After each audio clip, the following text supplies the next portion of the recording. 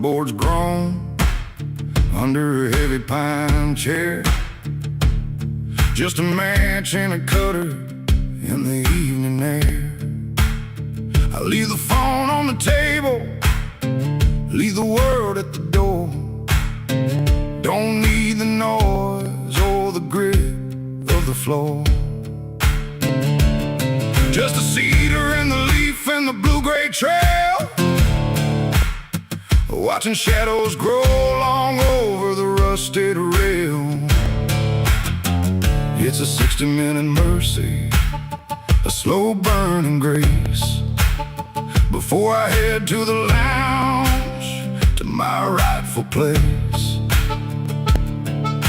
The torch flame flickers, the ash starts to gray. Wash the dust of the valley and the burdens away. So keep them lit, guys, let the thick clouds roll. There's a healing in the embers for a weary soul. From the pondering porch to the leather and the grain, where the kings of the smoke, where the salt of the plain. Pass the fire to your brother, let the circle sit till the last draw's taken. Keep them lit. Step through the cedar door, smell the bourbon and the age. Another chapter written on a tobacco page. There's a trucker, a lawman, and a hand from the mill, sharing stories in silence while the clock stands still. No man is a stranger once the cap is cut. We leave the pride and the labels in a gravelly rut.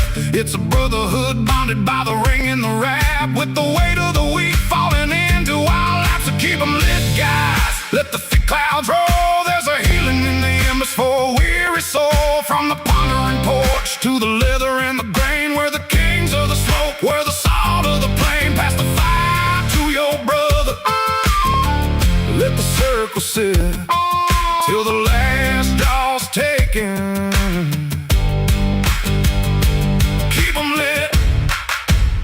It ain't about the habit, it ain't about the vice. It's the ritual of brothers, where the soul finds its price. In the haze, we are steady. In the smoke, we are one. In the smoke, we are one.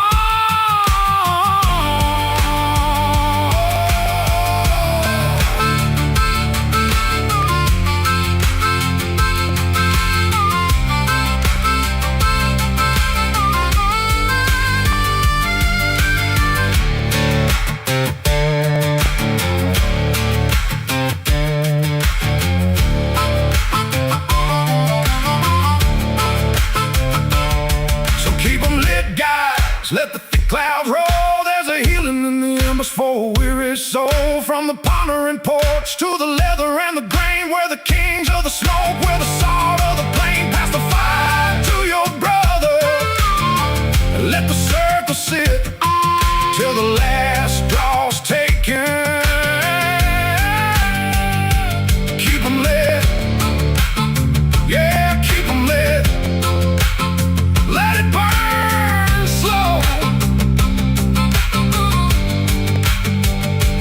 Keep them lit.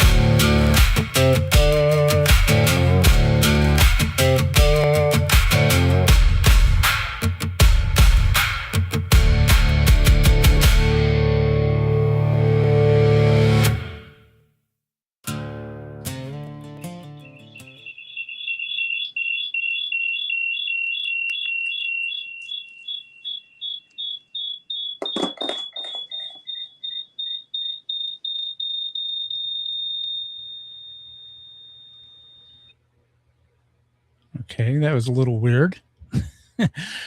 Well, hello, and welcome to Keep 'em Lit, guys. It's good to have you all with us here tonight. I'm Keith Meisner, aka CigarPop. And I'm Lance from Cigars Daily Review by Lance. Welcome. And if you're new here, make sure you hit that like, subscribe, and share with your friends and family. Also, tap the bell so you know when we go live or post something new. So, Lance, what's on the agenda tonight? Man, we've got an exciting one tonight, buddy. Nate Lynn from Revere Cigars is going to join us, and I can't wait to enjoy his number 2 Habano. All right, let's go ahead and bring our guest on here.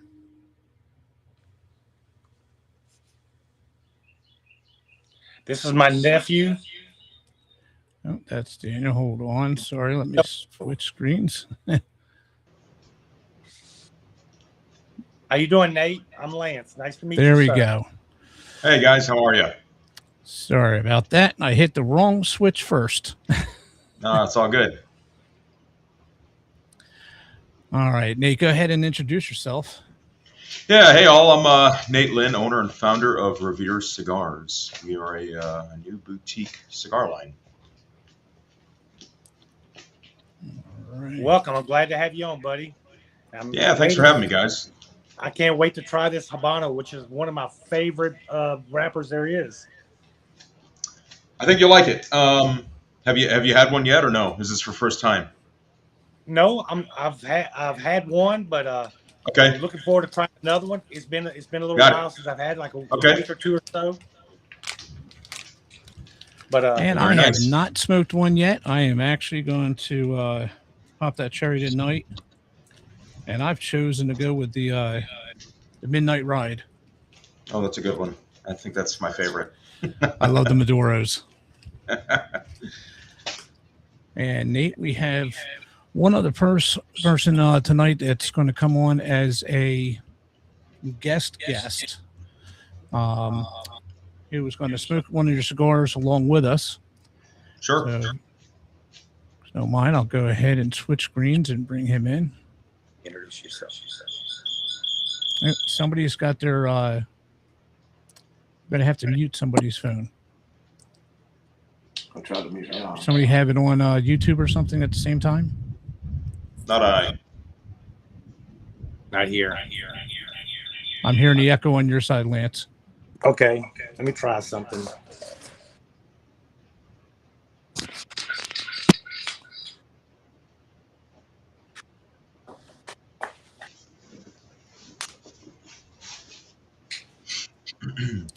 Sorry about that, Nate. All good, man. Technical difficulties are always a blast to deal with in life. Especially when it's not on this side. It's not that I can reach out and touch. Right? I don't know how we're gonna fix it. What you're doing is we got two cameras going at the same time, right in my same studio here. That's probably what we're hearing. As much as I hate to do it, Lance, we might have to just have you guys share one camera if there's any way to go ahead That's and fine. do We that. can do that too. All right, go ahead and drop his. Go ahead. I just did. Okay. Now get all nice and close and comfortable.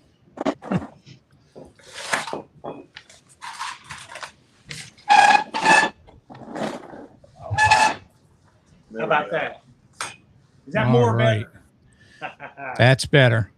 You're good. No more echo. Yeah, no more echo there. All right. Well, I just wanted to thank some of our subscribers who've popped in so far.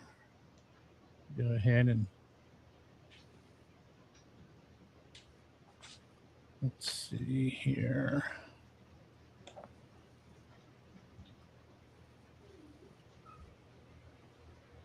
Nate, I have to tell you, this Habano, the construction is phenomenal looking on it. Yeah, they Miguel and his team make wonderful cigars at MG. So I was very blessed to partner with him. I'm excited to revisit it. He does phenomenal work, and he's a wonderful guy too. I mean, he understands construction so well. I handed him 3 new blend recipes over the weekend, and said, hey, I sent them to him. I said, hey, here's what I'm thinking for 3 new lines, and give me your thoughts, your feedback. Are these primings going to work with that? And he came back. He's like, I think we need to change, 1 or 2 small little things to tweak it. I'll get some samples made up and we'll try them, So he's really good, very collaborative with me, which is really nice. So do you go off of your taste palette, or or the general public's taste palette? How do you choose your blends? So my blends, I go backwards with it. I come up with what is the name of the cigar I'm calling it, and what is the story behind it, and then I create a blend to match the story. So Revere Cigars for me, it's not just the mission statement behind the company of keep freedom, the keep liberty lit, right? I want to be very intentional behind everything we make, right? And I want the cigar to be immersive, right? Like there's a story. A cigar to me should feel like an artifact from history when you hold it. Like, what is the story behind this? Like you look at some of the legacy brands, and there's family, there's history, right? So that's kind of how I approached this when I started the company. It was when we do a new blend, it's going to be very intentional. So, like one of the blends we're working on right now. I had the idea for the name. It works within the Revere Patriotic Revolutionary War time frame, right? And then it was, okay, well, what vitola should that be? And well, I first started with the blend. Like, what should the wrapper be? What should the binder be? What should the filler be made out of? And what are the percentages of those? And then from there, it was like, all right, so we know the blend. Now, what vitola should that best behave in, number one? And number two, does it serve the story and the name behind the blend? So that's how I approach it. I don't go by what's the rage, what are people doing. Maybe that's a terrible idea on my part, but I want it to be something different, like really different. And I've thrown him some blends before where he's just come back and said, that is the worst idea you've had. And that's fine. I'm the first to go, okay, maybe it's a terrible idea. At least make me one so I can try it.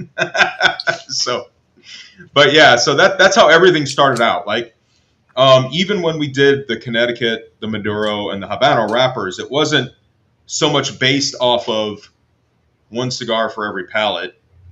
It was, well, we're naming these cigars after the Midnight Ride, and it's one by land, two by sea. So what should those be?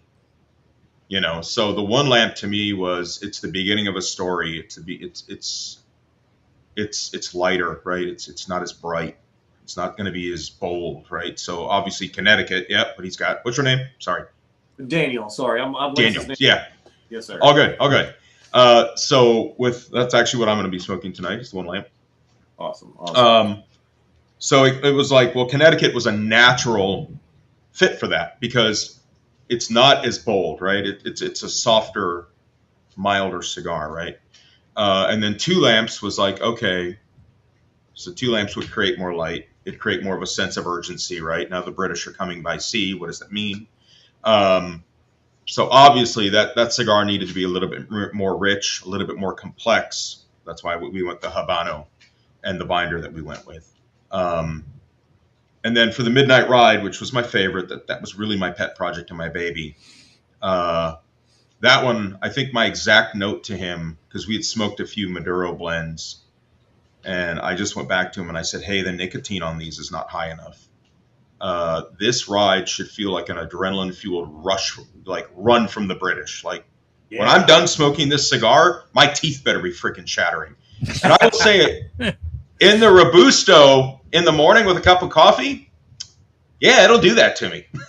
so that's my I should have brought out philosophy. A jar of sugar and a defibrillator. Yeah, exactly. Yeah. So that was my philosophy behind the blends. It just so happens we created a cigar for everybody, but that was never my intention. It was just kind of like, all right, well, here's what we're going to name this, and this is the story behind it from a historical perspective. How do we make that work from a cigar perspective now? So I'm a storyteller at heart. My degree was in filmmaking, even though I don't do that for a living. But yeah, so that's my process. It's way off the beaten path from probably the norms in the industry, but yeah. Hey, if it works for you, it works. It seems to be working. I'm ready to light this baby up, though. Let's try. Let's do it. Let's do it. All right, there's a cut. And again, I'm smoking the number 2 lamp, which is the Habano. And Nate, I'm with you. Yep. We got the Lamp Connecticut. So The old one lamp. And like I said, I went with the Maduro because that's my tried and true.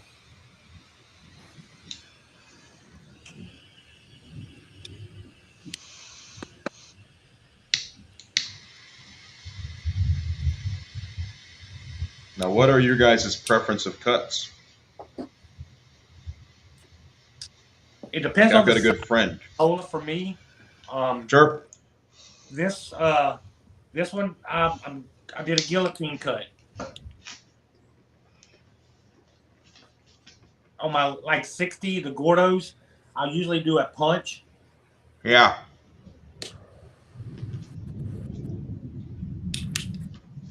And now in my line of work, I sometimes have to drive and cut at the same time.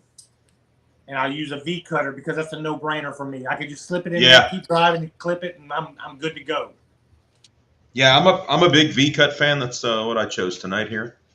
But yeah, on a larger cigar, we'll do like a larger hole punch. Yes. No, I've got one friend. He is like consistently hole punches everything, no matter what it is. But he likes a really tight draw on a cigar. He and I had I forget which cigar it was one day. We cut him, lit him out. It's like, oh my god, this draw for me is just like, it's like concrete through a straw, man. And he was like, oh, it's perfect. So hey, Nate, what's strange is that that's how I like them. I like a very real tight draw. Yeah. Yes, I do. You know, I'm a big pipe smoker, so I think that's why I like kind of that. The draw should feel like I'm just drinking out of a straw, you know, because no. So I don't like it like that loose. I like a nice, medium plus draw. And my first critique of this, and obviously I'm just into the light, but basically this reminds me on the density of the pack as well as the draw of almost every Dumbarton Tobacco cigar I smoke. Oh, nice. Nice tight pack that not too tight, but not too loose type of draw. It helps slow down the cadence. It shouldn't get bitter. It should stack ash nicely. I'm really looking forward to it. I've had, I don't think I've had a cigar yet from Miguel, whether it's my line or someone else's, that has had a bad draw. This is a very nice draw, not too tight, Yeah. which I don't Yeah. tight draw. And right off the bat on the retro, I get a little nice little subtle little spice, little pepper notes on it, and I like that. Yep. Hey, That Lance, one I to hate to me- throw this out to you, but do you have your mics on you, Lance? I sure do. All right. Go ahead and hook them up because Okay. I can hear you. I'm not sure how much our audience can hear you. And for some reason, I'm going to apologize now to everybody in our audience. For some reason, it is not popping up on my screen to show who is here or so I can let you guys see the questions that are popping up. So I'm going to end up having to scroll through these in between our conversation just so I can touch base with everybody. Sure. But one I wanted to point out here is that where was it? Somebody was. Looks like Sean Turner says apologies, but my 2 Revere cigars had their RH that was too high. He forgot to dry box them tonight, so he's not able to join us with smoking one. Jared Hatch said, cool idea behind the branding and the blending, and he wants the Midnight Ride, Toro and Grand Toro. Let's see. So I was saying telling me I'm Ride, teasing them. On the Midnight Ride, my preferred Vitola is the Robusto. The Robusto. Yeah, I think it totally sings in that blend. It's a little bit more compressed. I think the flavor's better.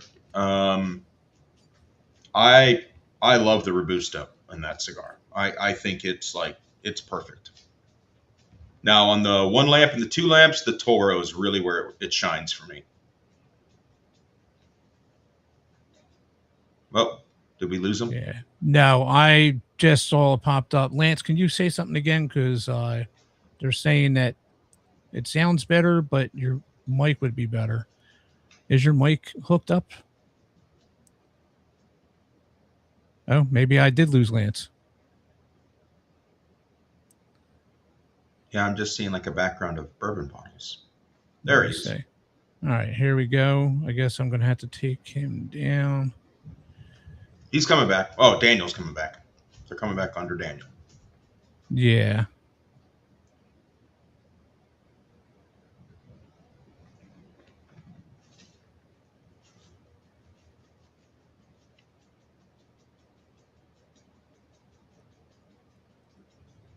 Hey, you guys, your mic is on mute.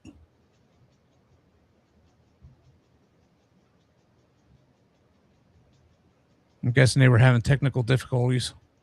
Probably.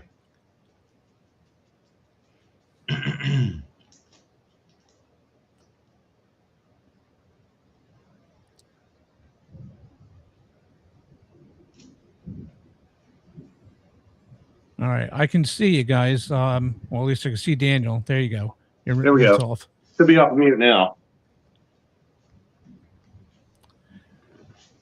Lance, you forget to charge your phone? No, actually, my phone said overheating. Oh, that's and odd. it shut down. That's an iPhone for you, I guess. Yeah. why I'm here. I'm just speaking of a backup. overheating. That was actually one of the comments that said, "You guys look awfully red." Well, I guess you're out on the water. we were out on the pontoon all day and having a good time. So we just got here, and I couldn't wait to meet Nate and try his cigar again. So we did pull it out. Yeah, Right, I feel you. We've got a couple more people that popped in. I just want to say I'm still having a little difficulty in trying to post your comments onto the screen. Just want you to know that we do see them, and I will be trying to answer them throughout the podcast. But I do want to welcome in Randy, the Cigarologist Talk Show podcast, Jer, Sean. Who else did I end up losing here? Blunder Guyette, Captain McFartin, woot woot. Robert Couch 8877. Rob, what's up, buddy? That's a friend of mine. Okay. Welcome, Rob. Yes, welcome everybody. And let's go ahead and get back to that. Before we even get into that, I don't know if you actually touched base on this question or not. I had it myself or not. What was it that brought you to the name Revere? Out of all the names under the sun, why'd you choose Revere? So I read an article one day about that law they were trying to pass in Massachusetts, and I had just recently gotten back from Northern Ireland, and I was talking to a gentleman named Nigel, who owns a tobacco shop called Miss Moran's in Belfast. And he was telling me they just passed, or they're getting ready to pass a law, which just became law in the UK, where he said, what's sad, if they pass this law, I won't be able to sell anything to my clients' sons or grandchildren because it's a generational tobacco ban, and they just passed it.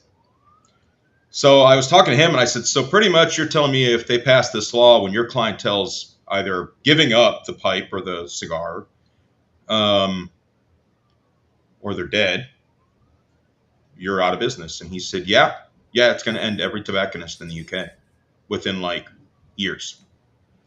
And I was like, wow, that's crazy crap, man. And so me and my son left. So I get home. I was 2024. And I was already working on this in the background. I'd already kind of was thinking about starting a cigar brand and how to go about that.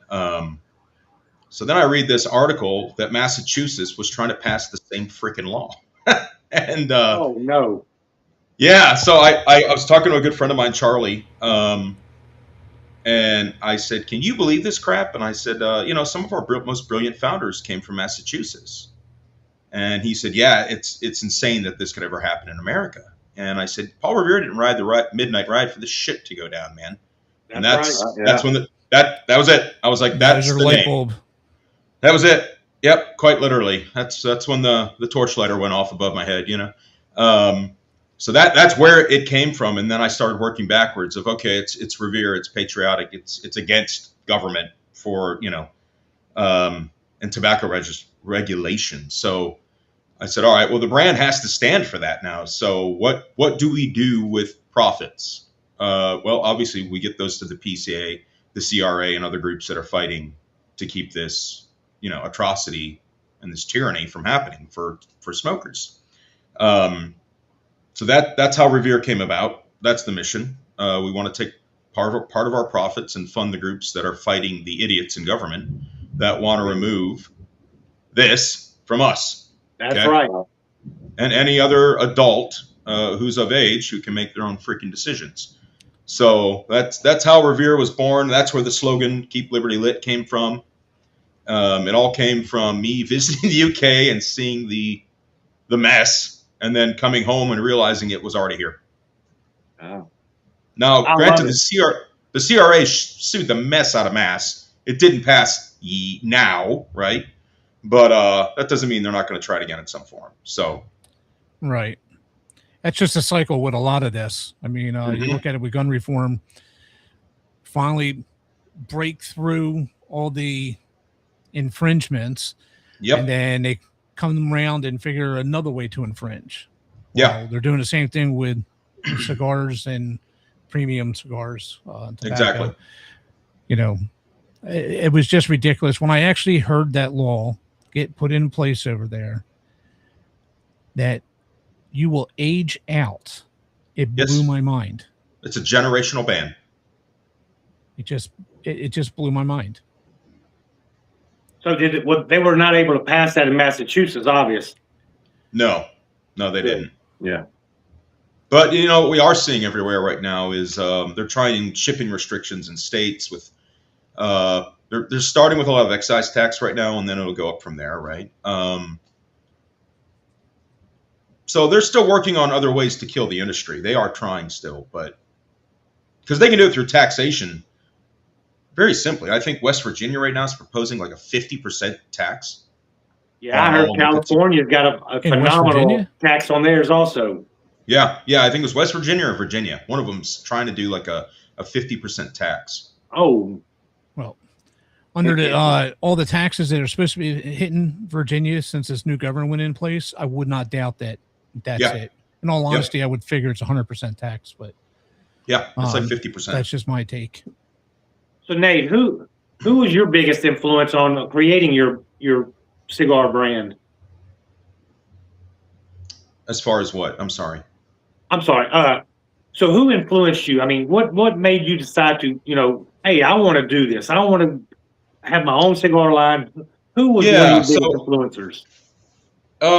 Man, not really anyone in particular. Originally, we were talking about opening up a lounge. That was initially kind of an early idea, like early 2024, but because the town I live in does not have a lounge. We don't have one. So I was like, oh, we should do a lounge, man. And then we kind of looked at that, and I was like, well, that's really cost prohibitive.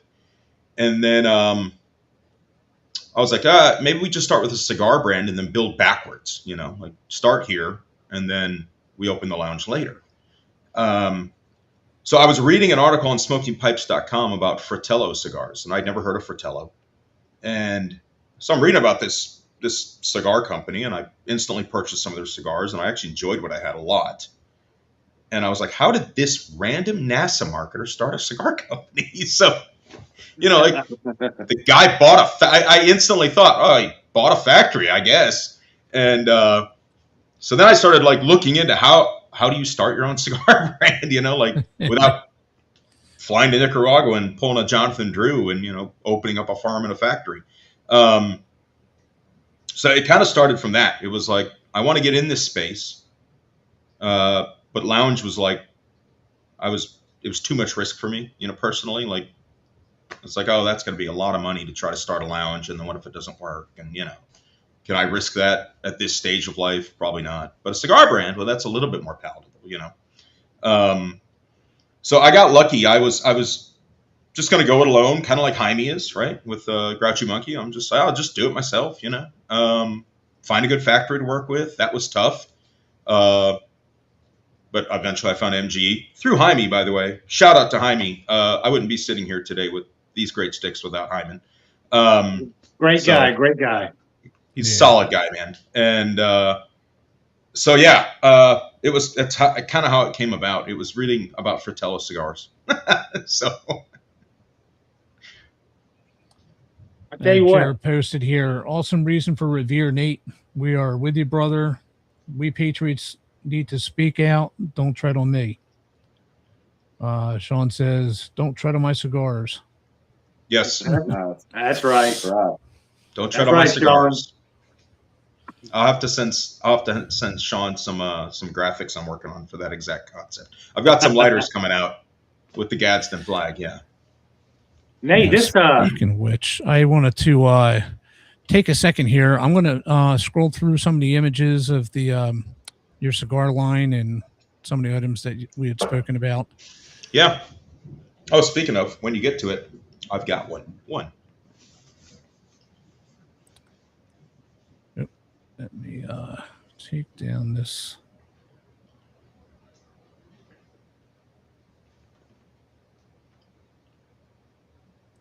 There we go. All right. So this is your one lamp, Connecticut. Yes, sir. And is that a single stack box? How many come in the box? Yeah. So every box is a 10 count. 10 count. That was once again intentional, right? Lounges getting facing, shelf space, tough, right? So I wanted to be able to build a smaller box that a lounge could easily fit, or the person that doesn't know Revere, because we're not, well known yet, maybe wouldn't mind risking buying a box and giving it a shot, right? Or if they bought one at a lounge or off the website and they loved it, or a friend gives them one, it's not a huge investment to buy a box of 10. So I like 10 count boxes. That's a personal preference for me. I rarely buy anything in a 20 count box. It's very rare I'll do it. Right. I'm in the same boat. Typically I'm buying a 5-pack, 10-pack, something along those lines. Now I got a question about these. So as I cycle through the pictures for them, one of the things that popped in my mind about the Connecticut is Connecticut cigars are deceptively difficult to blend because they become flat quickly, or they can, age out too quick. Was it blended to your palate?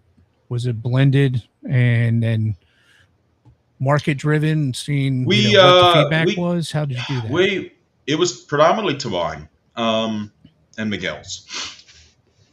So we tried a few of his Connecticut's that he just kind of he has. So it's the beauty of working with the boutique factories. They'll kind of say, hey, what do you want? And then they'll hand you cigars and you smoke those cigars. Then you make notes on what you like, what you dislike, and you go back to the drawing board a few times till you get something you want, right?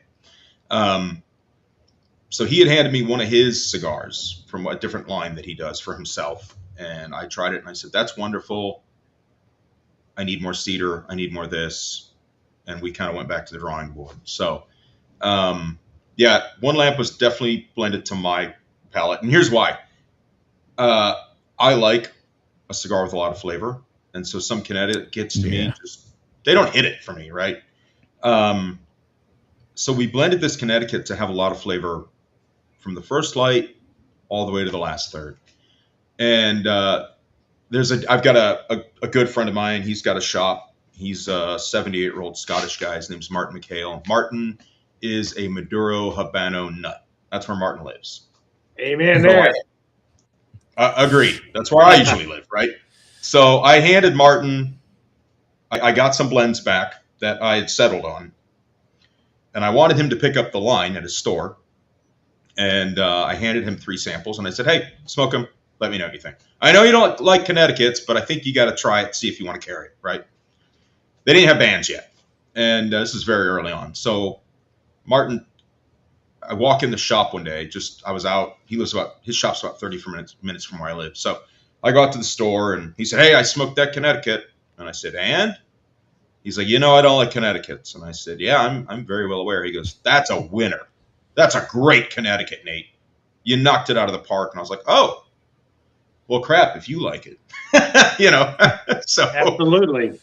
because Martin's this old Scottish guy, and he doesn't mince words if he doesn't like something, and that's what I love about him. He's just an old Scotsman, man. He's got no craps left to give. So, but yeah, so he Oh, go ahead. he did. He gave me high praise on it. I was like, all right, that's a winner. And everyone who's had it, and it's funny, I gave it to a gentleman that he's like humidor manager at a shop in New Orleans. Okay. And he texted me and said, "Hey, this is great. Very full flavor to me." And I was like, "Oh, that's new." And then I sat down in another shop one day in Chattanooga, Tennessee, and I gave the Robusto, which I will say there's a little bit more flavor in that than the Toro. But the client there was like, "You call this mild?" And I was like, "Well, to my palate, that's a mild cigar." And I was like, "And it's nicotine based, man. Like that's in my opinion, strength of a cigar is nicotine, not purely flavor." And he's like, "Want a flavor? I'd call this a medium plus." And I was like, "Huh, interesting." And then I met another guy. He carries the line, Smoking Joe's Pipes and Cigars in Knoxville, Tennessee area. And he lit up the one lamp first thing in the morning, and he tried it, and he goes, "Oh, that's good. That's the mildest cigar I'd ever carry." And I was like, "Okay." So I was like, I don't know where this thing lives anymore. Like 3 people have told me it's like medium. I think it's a fuller and that's flavor. A challenge with a Connecticut is that trying to maintain flavor while preserving smoothness. And to some, they pick up like a spice and strength, and others they find it like I smoked the champagne yesterday. Yeah, I hadn't smoked champagne in 3 or 4 years. So smoking it, I was like, "Oh wow, I forgot how mild this was." Yeah, So that to me, that's it. Depending on your palate, I could see the issue with that. No, it's funny. Nicotine wise, that champagne hits me every time kind of hard, and I don't know why. Because really, okay, yeah. No, I was told that it's got like what did Martin tell me the other day? That's my Scottish buddy. He said out of the Drew or the Perdomo line, the champagne has a higher nicotine content than some of the other Perdomo cigars. Oh, really? Yeah, and I was like, okay, well, that makes sense. That one always gets me a little bit, unless I've had a really good meal or something, right? But yeah, I think the one I had was called the Super Toro. Yeah, 6x60 with basically it's a Gordo. Yep. It was smooth, and I kind of it's a great cigar. It almost as fast as I would smoke a Robusto, only because of the fact that it was lighter to me versus I'm used to Maduros and some Habanos and things. I got a couple questions that had popped up. Yeah. One was Sean asking if you thought about different Vitolas yet, Lanceros, Figurados, etc. Because right now he's smoking a Lancero. Okay. On the core line, maybe. If we do a different Vitola with the core line, which would be the 1-2 and the Midnight Ride, I think Churchill might be next out of that. But I want to see how the blends behave. On all future releases, it'll be, like I said earlier, we're going to blend to a very specific Vitola. Because the last thing I want to do is try to release X amount of lines with X amount of Vitolas, right? I want to be very, very deliberate with what we produce. Because I want people to know when they pick up a Revere, it was blended specifically for that. Like, that's what I want it to be, intentional. I believe in living life intentionally, so I want my cigars to be intentional. And as I go through different brick and mortars, I see, typically it's the Robusto and the Toros that sell the most. Gordo's Trail, and then I am a Toro guy. Yeah, I'm a Toro guy. Typically go for a Toro. Yep. I can't even say when I'm running short on time, I grab a Robusto because, that 1 inch doesn't really make too much of a difference with a cigar. No, it doesn't. But I do find that, because the Robustos are typically a larger ring gauge, I get little bit better flavor, but actually not better flavor. I'd say a little bit more nuance out of it. Yeah, you do. But I still gravitate towards the Toro. Yeah. And Yeah, like Jared me Hatch had personally, asked about your blends. I don't know if you remember them off the top of your head, but he was wondering about the blend composition on each cigar. And obviously now that we're on the One Lamp Connecticut. Yeah, so the One Lamp, if I remember correctly, is a Connecticut. It's an Ecuadorian Connecticut wrapper with a Criollo binder, and that's all I can tell you. The rest is secret. The filler is all Nicaraguan. The filler is all Nicaraguan. I'll give you that much. So, are all these puros or are they mixed? I got you. The fillers are all puros. Yeah. I mean, obviously the wrappers are different. I meant the correct. Yeah, the fillers So compositionally, filler wise, the blend is almost identical for the One Lamp and Two Lamp. Two Lamp has a few tweaks, but they're very similar percentage wise of what is in that bundle in the middle. Okay. So Nate, from a cigar guy, which is more of a bourbon guy, have you ever done any infusions on cigars yet with certain types of bourbon, or do you have a preference of bourbon that you would drink with a certain cigar that you have? Yeah, I do actually. So with Two Lamp, I like for a bourbon, I would stick with something a little bit smokier, not like a wheated mash bill, and I probably wouldn't do a rye with it, to be honest with you. Tonight, what I'm sipping on, because it's a Connecticut, is this Glenmorangie Sauternes cask. Okay, so you're sipping a little bit of scotch. So little Island single malt, right? With the midnight. I don't mean to interrupt, but I've been blending it with a little bit of Blanton's Gold. It's going really, really well. So. Very nice. I haven't tried it with Blanton's Gold yet. I've got a bottle of that. I haven't attempted that one yet. I've had it with normal Blanton's a few times. I think you're finding out real quick why Lance brought me on, because I like to pair bourbon with cigars, they do go together very, very well.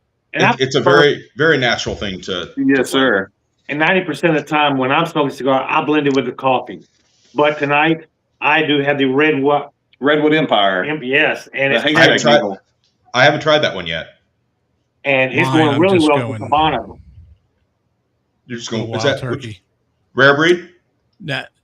Rare breed. A wild turkey. Great stuff, man. I saw you taking a few sips. I was like, I don't know if he's sipping scotch or if he's sipping bourbon. So yeah, that's scotch. And this is gonna normal. Okay, black coffee in the morning with any cigar. That's my ritual, right? Unless I'm delving into pipes that day. But I love an espresso martini with the Midnight Ride. Like that just works for me. 100% see that. Yeah, you want to do so well. String for strings. Exactly. Excuse me. So I picked up this Irish whiskey at Middleton Distillery a few weeks ago when I was over there with some buddies.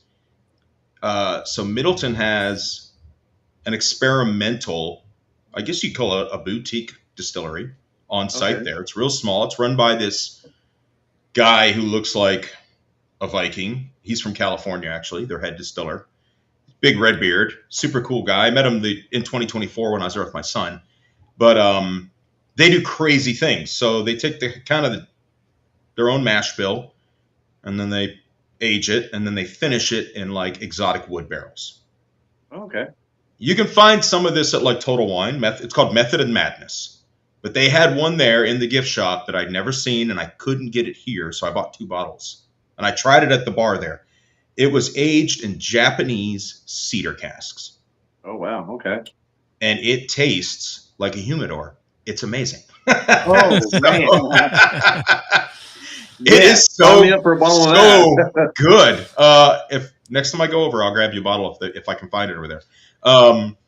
It's phenomenal, man. I took some down over the weekend to Miguel, and I let him try it, and he was like, wow, this is crazy. And I was like, yeah, I wouldn't drink that while trying a new cigar, because I usually drink sparkling water with a new cigar, just because I want to clean your palate.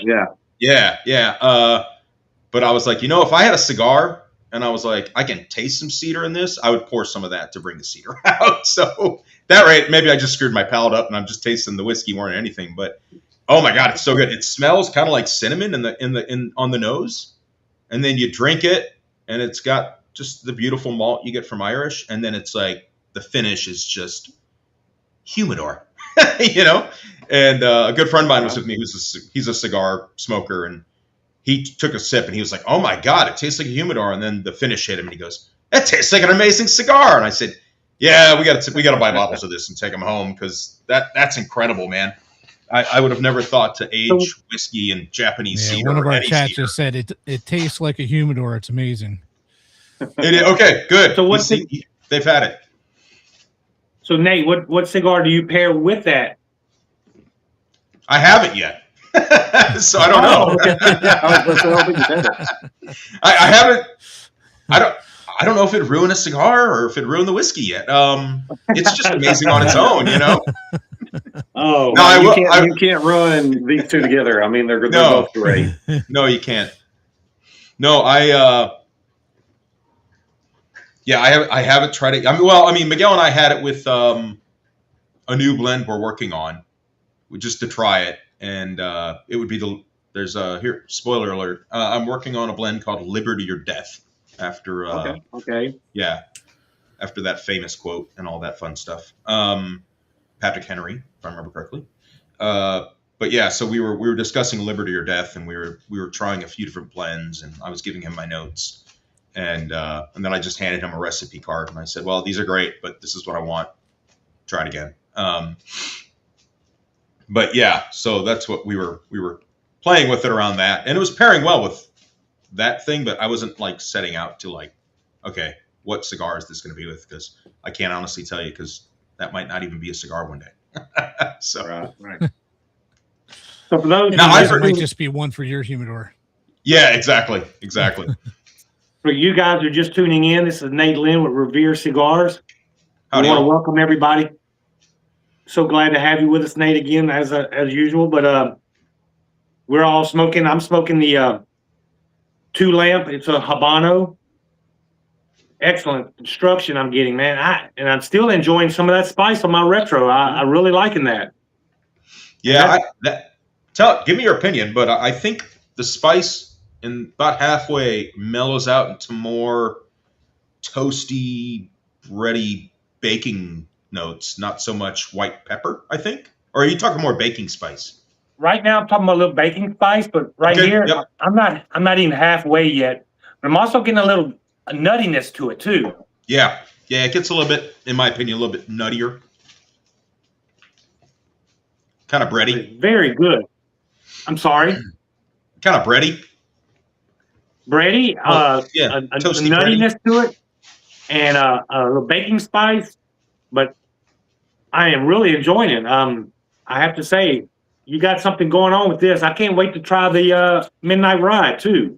Oh man, I love that cigar. Did I send you Robustos or no? I think I just sent everybody Toros. You sent me a Toro, yes. Yeah, Okay. mine's a Toro. I got to get you guys some Robustos. Now I I know. pulled up the graphics for the 2-lamp Habano, There you go. so our audience can see that as well. Now I know you get with a smaller Vitola, you get a whole different flavor out of it. So You do. It's interesting how the blend changes. So how many Vitolas do you have in this particular Habano? We launched Toro and Robusto to start. Okay. Yeah, that's So what's your kind ring of sizes on both of those? Yeah, so the Toro is a 6x52 and the Robusto is a 52. 5x50. And I gotta say, ring gauge 52 is where I live. Like, that's my favorite ring gauge. I'm 100% there with you. And I don't know if this is like an anatomical thing, but my wedding ring slides over a 52 cigar perfectly. So I don't know if there's something to that, but it's funny if I'm in a shop and someone's named their cigar size something odd, right? You know, like the Fuentes of the world, they have their naming conventions, right? If I'm looking at it, I'm like, is this a 52? I'll just pop my wedding ring off and slide over the cellophane. I'm like, yep, it's a 52. I'll buy it. You know, I never thought about doing that. Unfortunately, I don't have mine on. Mine's sitting on the sink. I washed my hands before I came in our our Keep 'em Lit Guy studio here in Northeast Maryland. So blend on that one. So you've got an Ecuadorian Habano wrapper, and you've got a Corojo binder. I think the Corojo might be where I'm getting that baking spice from. Yeah, that's probably exactly where you're picking that up. I love Now- a good Lajero, and I love a good Corojo. Man, I just love the flavor notes I get from that. Now, fun fact. So the farm in Ecuador that grows that wrapper sells to 2 factories, us and Atabay. Oh, nice. Yeah. Now, I think Atabay, someone told me Atabay barrel ages their wrappers after they get the leaf. I don't know if that's factual, but someone had told me that. So, yeah. So that So would how many change the flavor. cigars? How many of these cigars did you go through and reject, and finally you said, "Hey, that's the one"? I think it was like Approximately. about 4 or 5 apiece. I can And imagine you know, that with it- Miguel's blends. Yeah, it was tough because they were all good. Yeah. You know, I mean, there was like the one he handed me the other day because we'd been talking about some of these future lines. He said, "Hey, we blended this. Try it. Tell me what you think of it. I think it'll work for what you're asking for." And I tried it, and I was like, "This is good, but it's not quite what I want." And his partner Leo was sitting there, and Leo looked at me and he goes, I can tell by your face you're not sold on that blend." And I was like, "I'm not. No offense, it's a good cigar, but it's not what I envisioned, you know." So that's when I just said, "Hey, I'm going to hand you these recipe cards. You tell me where I'm wrong, and tweak it, make it work in the real world, you know." So Miguel, he really does work with you really well. He listens. He does. And He does. He's a phenomenal mentor in a lot of ways. Because he was teaching me some stuff the other day. I said, "Oh, what about this as a binder?" And he's like, "That's a priming number this. You want a priming?" He starts going through priming, and I'm like, "Well, that's all interesting. But just make it work." You know? So when he's talking formulas, he's yeah, he's way Yeah. up here. actual formulas. Yeah. He's like the scientist in the lab, and I'm just like, "Just tell me the medicine takes my ailments away. I don't care what the chemical composition is after a certain extent, you know?" Yeah. You give up at the molecular construction. Yeah, exactly. He's a sharp guy, man. He's been in the industry 20 plus years, you know, in some form or capacity. So he's a phenomenal partner. I mean, you know, that's what, and I think for a lot of boutiques, because this is what I was running into, is you call the big legacies because they'll blend for a boutique, but they're not going to get into the weeds with you like, you know, these smaller boutique guys like Miguel. I mean, Miguel is a boutique manufacturer. He understands that business, and he's willing to work with you, you know. Like for the release we've got coming out mid to late June for 4th of July, I just went to him and I said, "I want 100 boxes. I'm going to keep this real small. You know, I'm a new outfit. I don't want to overwhelm the market with, you know, a bunch of stuff that I might not be able to sell." And he's like, "Yeah, we'll do 1,000. Fine. No big deal. What do you want?" You know, that brings me to So- one of my questions. I obviously started cigars with the legacy brands. Who didn't? What's that? Who Yeah, didn't? everybody Yeah. starts with, unless you're buying them, you know, right off the shelves at the gas station. Exactly. I guess they would still be considered a legacy brand, but I gravitated towards boutiques because I found inconsistencies with some of the legacy brands, Yep. construction wise, draw wise. My biggest pet peeve is a band glued onto the wrapper, destroying my wrapper. Hate Yeah. that. And I started trying out some different boutiques, and I found that not only was I getting better construction, better draw, but I was getting better flavor. I was getting more nuance, and I started just gravitating more and more towards boutique. Yeah. Now, looking at the industry, I look at it from two different aspects. One, there are a million different cigars I will never try in my life.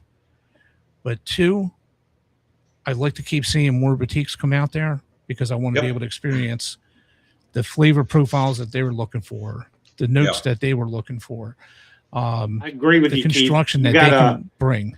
I think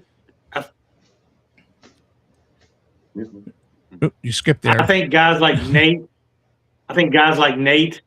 you know, they think outside the box. You know, this Nick Perdomo's doing this, or Oliva's doing that, AJ's doing this. Guys like Nate, you know, they go, come on, how am I going to think outside the box? How am I going to get that customer, them cigars out there, something different? And I think you got your thumb on this one, brother. Thank you. I And appreciate it. that was actually what my question is. Were you looking to provide something that the industry is lacking, or were you looking to provide something to take on the giants? I wouldn't say neither, because I don't think the industry's lacking, right? There's a cigar out there for every palate currently, right? So I wanted to build a brand that stood for something bigger. And like that goes back to just basic rights as Americans and cigar smokers. But I know I'll never take on the Fuentes or the Perdomas of the world. It's never going to happen, right? That's not my goal. Cigars for me are kind of a great equalizer in a sense.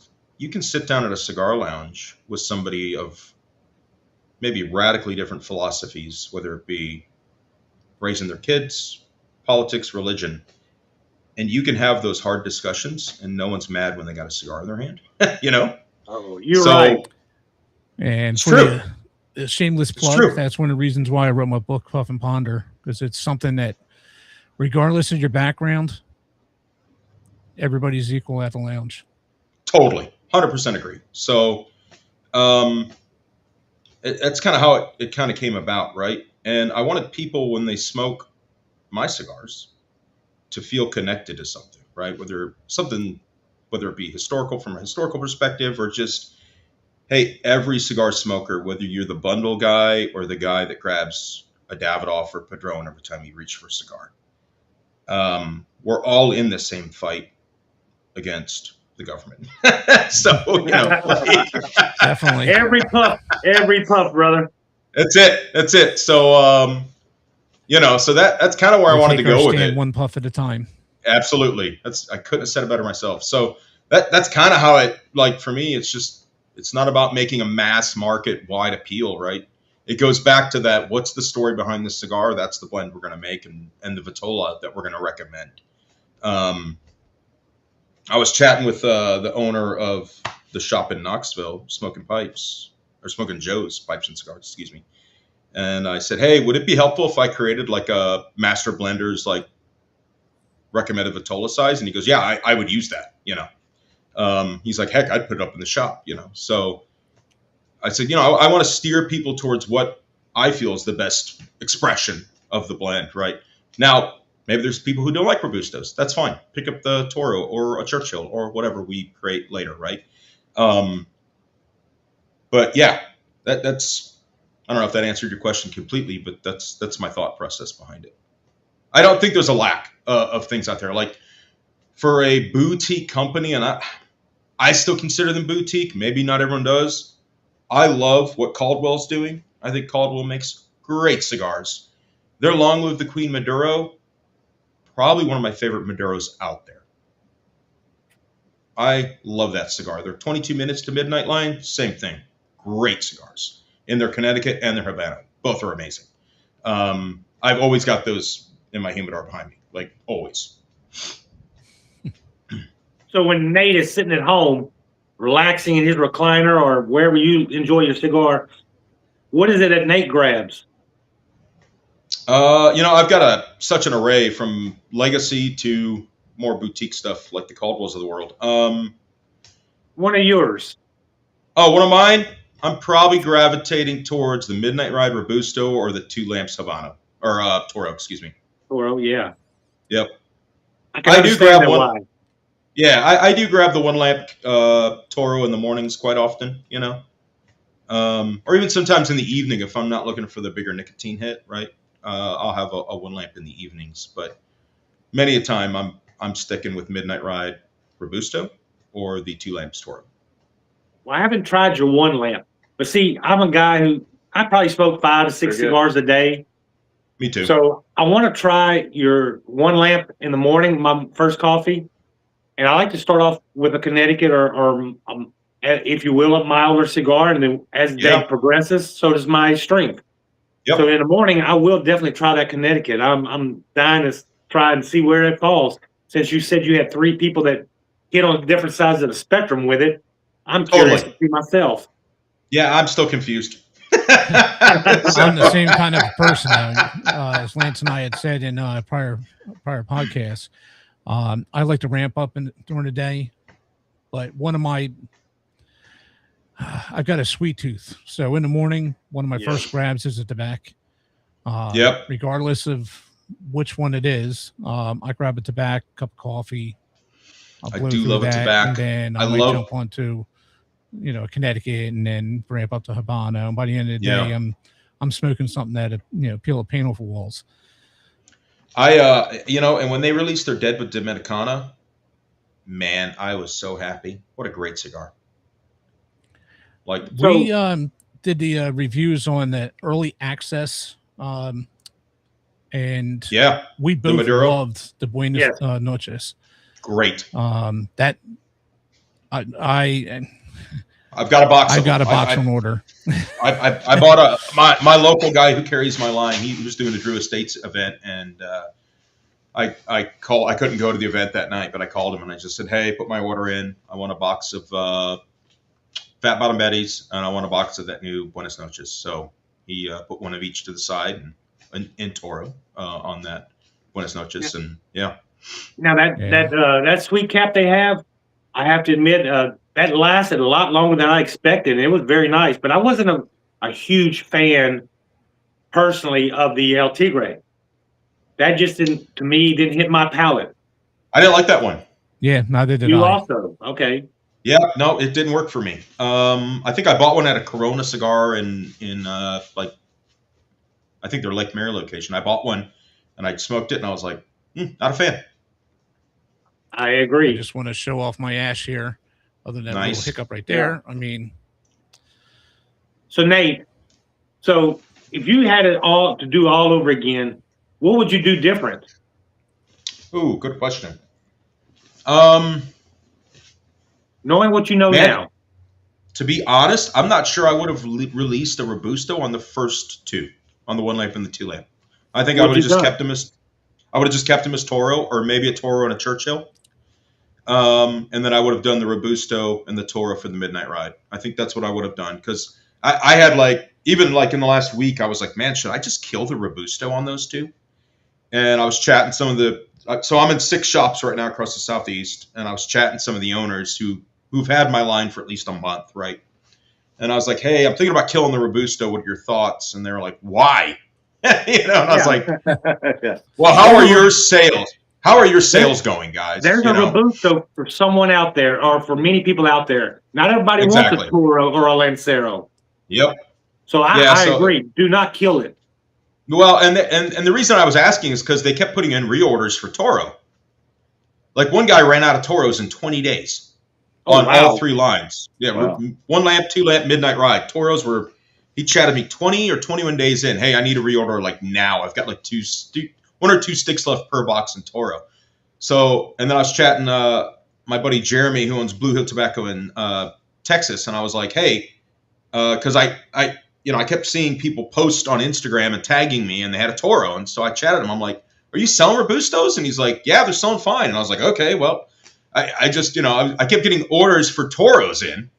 So I was like, do I not waste the energy on Robustos? And the only reason I keep the Robusto in the Midnight Ride is because I think that's where that blend sings to me. Okay. All right. Now, maybe that's my personal preference getting in the way of a good business decision, but everyone came back and they're like, don't kill it. We're selling them fine. We're not selling them as rapidly because, as one guy said, the true aficionados will buy the Robustos. Everyone else buys the Toro,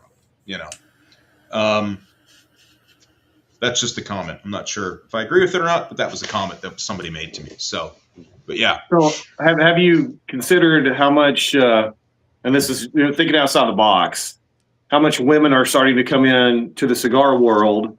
Have you already planned on maybe doing a lighter or maybe an infused cigar for like yeah, starters coming in? we are. So we're working on 2 lines right now. One's called Boston Tea Party. That'll be a sweet cap cigar, and one's called Boston Harbor. Okay. And my thinking behind that was a comment a good friend of mine made. He said, "Oh, that Deadwood Dominicana would have been a perfect Dominican Puro if they didn't add the damn sweet cap."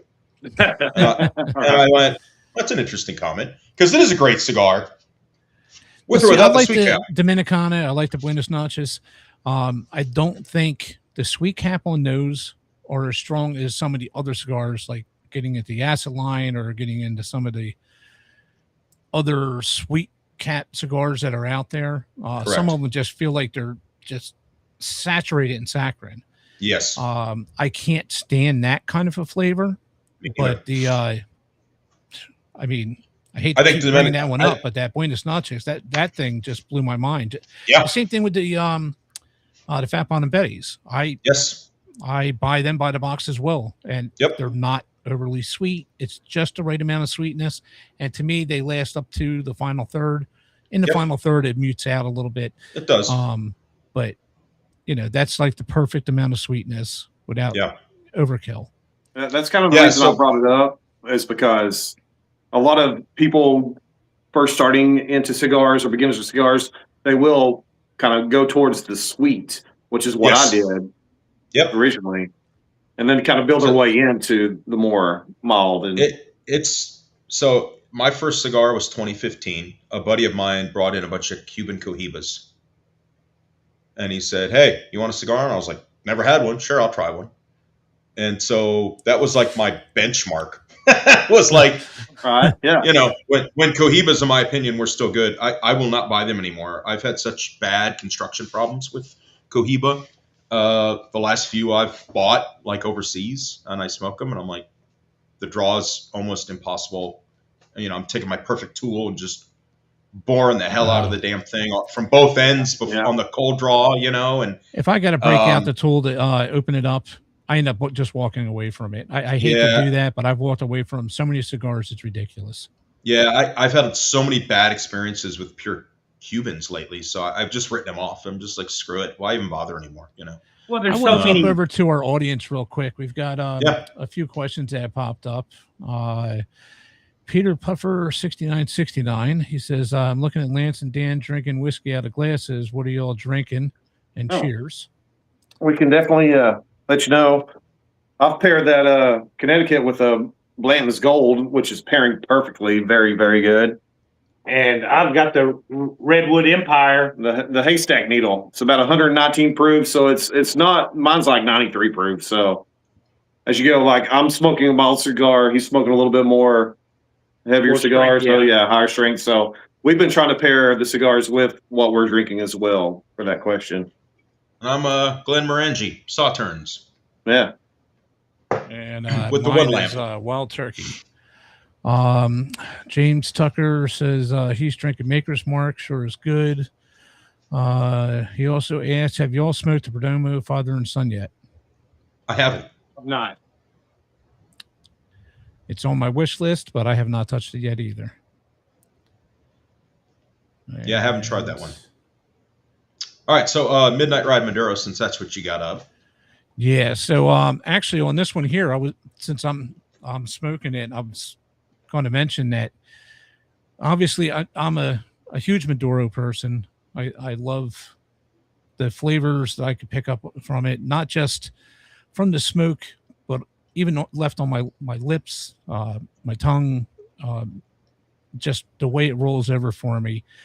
And on this cigar, in the first third, because I'm already in my second third, in the first third, I was picking up a little bit of earth, some coffee, some pepper, and I kind of think it's like a little bit of a dry cocoa. Not sure what everyone else is picking up, but as soon as I started drinking the the Wild Turkey, that kind of changed my flavor a little bit. But now I'm into the second third, I'm getting a little bit more creamier smoke, And instead of coffee, it's almost like an espresso, toasted oak kind of flavor. But tell me, what is it that you pick up from the Midnight Ride, since that's one of your go-tos? Yeah, so that one, we kind of blended that to have more of those chocolate cocoa espresso notes. That's where I like my Maduros to live. So that's kind of, that was the blend. That was the composition behind that, plus the higher nicotine content, right? So we actually delved into the filler on that one a lot more than we did the first two. We changed the filler on that one a lot. It's because the first time I smoked one, like some of the basics where we were starting, like, all right, what do you like? What do you not like? Right. I was like, all right, well, this one's good. And we tried another one and I was like, well, this one's a little bit better. And then I think we smoked 4 or 5 cigars in one sitting, which was a bit egregious on my body, but we did it. Yeah. And so I've never not been sleepy on a ride home from Miami, but I was wide awake the entire ride. Yeah. So we got done and I was like, all right, here's my notes on all these base blends. Here's what I want to change. Hey, can we try this binder versus that binder? Yeah. And I was like, none of these had the nick hit. Now, granted, by the second or third, I really couldn't tell what the nick hit was on any of them. But I was like, I want the nicotine hit to be what I'm feeling right now when I'm done with 5 cigars. Lord. How do we get to that, right? And he's like, well, we'd have to increase the Liero content. And I was like, do it. And he's like, I was like, I want this much Liero in that cigar. And he's like, oh, it's going to make it kind of bitter, dude. And I was like, then how do we balance that out? And he's like, well, here's the happy medium. We'll increase this of this and this of this. And I was like, all right, so make me those. And we tried that. And I was like, hey, it's perfect. Good job. So this is one of those ones that peel the paint off the wall. That's kind of like at the end of the day. It's supposed to, yeah. Especially for whatever reason, the Robusto hits me harder than the Toro. Maybe it's because it's a little bit more time, or maybe it's because the Liero in that bundle, because it's a smaller rate gauge, because the Liero doesn't really change. It's a little bit higher. I don't know. But yeah, so that's a San Andreas Maduro. So that's where some of those cocoa espresso notes are coming from, right? And then the binder on that is the Ecuadorian Habano, which is what the two lamp. Same farm. Yeah. I definitely picked up some pepper on the retro. Both first and second thirds. So that's Lance, when you get a chance, this is getting more towards your pepper spray. Yeah, Nate, as my viewers know, I love a good spicy black pepper, red pepper. Yes, you do. On the retro. So yes, I'll probably end up smoking one of them tomorrow evening. I can't wait to try. I'll get you some Robustos too, because that's my favorite. So one of our audience, Charlie Joliffe. Oh, Charlie, it's my buddy Charlie. You can thank Charlie for a lot of this. He says he's watching this at work, and all I want is bourbon and cigars now. Yeah, sorry, Charlie. Keep working. I'll get with you soon. Charlie, wish you could be here with us, buddy. So it's funny. If it wasn't for Charlie, I don't know if this would even be a thing. Actually, I was so into pipes, and Charlie was coming over. We were smoking pipes together, and I was really living in the aromatic pipe world of that. That's where I was just living. And then Charlie would come over and say, oh, you got to try this Pure Virginia. And I'm like, and I tried it. And I was like, oh, that's amazing. And then he handed me the blackened M81. Oh, and he's like, hey, try this Maduro to the core. And I was like, Maduro? It's 100% Maduro? Like, that sounds horrible. And he's like, no, dude, you got to try it. And I tried it. I was like, well, that was wonderful. And then I was smoking a good friend of mine, Phil, he gave me some Perdomo champagnes, and I was smoking those. And then he was giving me the legends, the Cigar International's legends, which were at the time just Drew Estates legends, and which is a sweet cap. I love those as well. They're a great cigar. But yeah, so Charlie was one of the first people I was talking to. And it's funny, when I was looking at factories, we had found this one factory, and I was buying some of their base samples, and Charlie was coming over. And we were smoking cigars together. And they had a Habano. I still don't know what the blend was because they wouldn't tell me. And we both smoked it. We were like, this is the perfect cigar. Like, from a construction, it was amazing. From a flavor, it was just beautiful. Going back now, had to be a rosado wrapper. It was so good. And he and I sat down one morning. We smoked 4 Habanos back to back together, and Oh, wow. and we were both making our own notes of what we were tasting and not really sharing details till we got towards the end. I was like, "What were you tasting?" Because Charlie's got a palate of a French chef, like a Michelin-starred chef. The guy's extremely talented. So yeah, Charlie's he's one of those guys. I'll bounce ideas off of him because he's brilliant. So Charlie, glad you're watching, buddy. So I hate talking about pipes because my good friend CigarPop there smokes a pipe, and he keeps telling me, Lance, you need to try this. You need to try this. And I said, buddy, I don't need another vice. So guess what? I'm fixed to order my first pipe. You need to. You need to. Get a Savinelli or a Peterson System Deluxe. Oh, man. And I thought me and CigarPop were best buds, and here he is. He's making me buy more stuff. Hey, I got you on one of the cheapest pipes out there, $10 for the whole starter kit. Hey. Get you rolling. In worst case scenario, you don't like to pipe tobacco, it's a great number. That's another thing. When Keith gets toward the nub, he'll put it inside his pipe and smoke it like that. Yep. Well, hell, that's an expensive nub holder. It is, but I've got. Nate, I do have one problem with this One Lamp Connecticut. Sure. And I'm going to tell you what it is. It's so smooth. I'm already past the wrapper. Okay. It's going down way too quick. Yeah, you're smoking faster than I am. Okay. When is the next show? Well, our lives go on every other Sunday, and in between we have a pre-recorded episode. So every Sunday at 7 p.m. Eastern, 6 p.m. Central, Keeping Lit Guys will be aired. But it's every other Sunday that we're live. Yes. And I think we have guests throughout the couple of months. And I have to say, Nate, this is a winner, buddy. This is a winner. Thank you. Thank you. Everyone's loved that. Both. I've gotten nothing but positive feedback on these, which is exciting. It's what you want, right? Absolutely. Yes, sir. Yeah, I just can't wait to try. Plenty of boutiques that are trying to come into the market. They do a lot of advertising. Some are great with flavor. Some are great with construction. Sometimes I just can't find where that great flavor and construction mix. But I got to admit, I have not had a bad Miguel blend. So Grouchy Monkey Cigars, Revere Cigars, this thing is smoking beautifully. And like I said, I hate to compare it to another cigar, but hey, sometimes that's the best flattery, man. Every cigar I smoke from DTT, it's nice, it's dense, it's got a good resistance without being too tight. It slows the cadence. I'm not, hotboxing it and turning it bitter. It's not burning all wonky. The ash is nice and stacking. I personally am clearing my ash several times so I don't end up with it all over my keyboard. Agreed. But again, look at this. Let me find the camera. Look at that burn line. So Nate, how do you know when your cigar is hit that perfect spot for you? What says, yes, Miguel, that's the one I want, and that's the one I want to get out there? Man, I think it's just sitting down without coming out with 18 different blends. Yeah, it's once again, it comes back to what I touched on earlier. It's about being very intentional, right? It's you sit down, you smoke a blend, you think about it, you're quiet about it, right?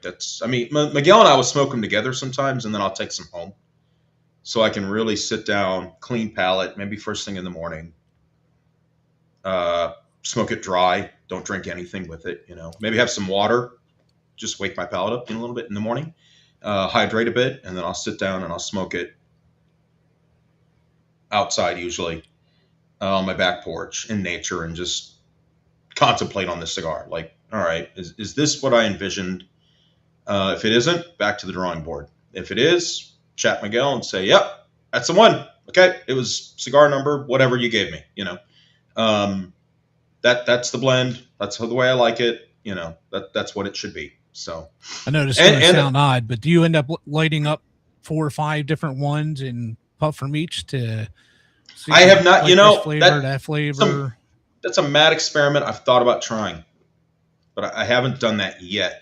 We kind of did that the other day when I was at a shop. We were trying like two almost back to back, and it was just kind of going through like, oh, okay, that's a little bit different. And then I'd take a sip of that Japanese cedar whiskey, and I'd try that other one and say, oh, that's a little bit different. Well, wait, is that the cedar from the whiskey, or is that the cigar? You know. So You know, I think I'd be afraid of actually drinking that because I love the smell of a humidor. You would drink that all day long. That's my problem. Am I the only one that just likes to sometimes open up their humidor and just take a big whiff and go, ah? You know, I'm like, you know, a fat kid in the summer when it's hot out. You know, I go to the fridge or freezer, put my head in there just to get the cold. Yep. But, you know, all year round, I'm opening up the humidor just to get that aroma. I love the smell of the cigars and the cedar. When we built the walk-in behind me, we had no cigars. That's all Spanish cedar, everything. Plywood. I made my own racks, me and a buddy. I bought Spanish cedar. I had my buddy mill it down, and then we cut strips and built slotted shelves. And even the door you see behind you, I built the damn door. Like me and him built Oh, the really? door. I'd never done that before. We built the door. I bought the piece of glass. We put the logo on it. And the door's solid Spanish cedar. And so I would just walk into that humidor and just stand there. Just breathe it in, you know. We were milling the wood. I was just like, it's the best smell in the world, dude.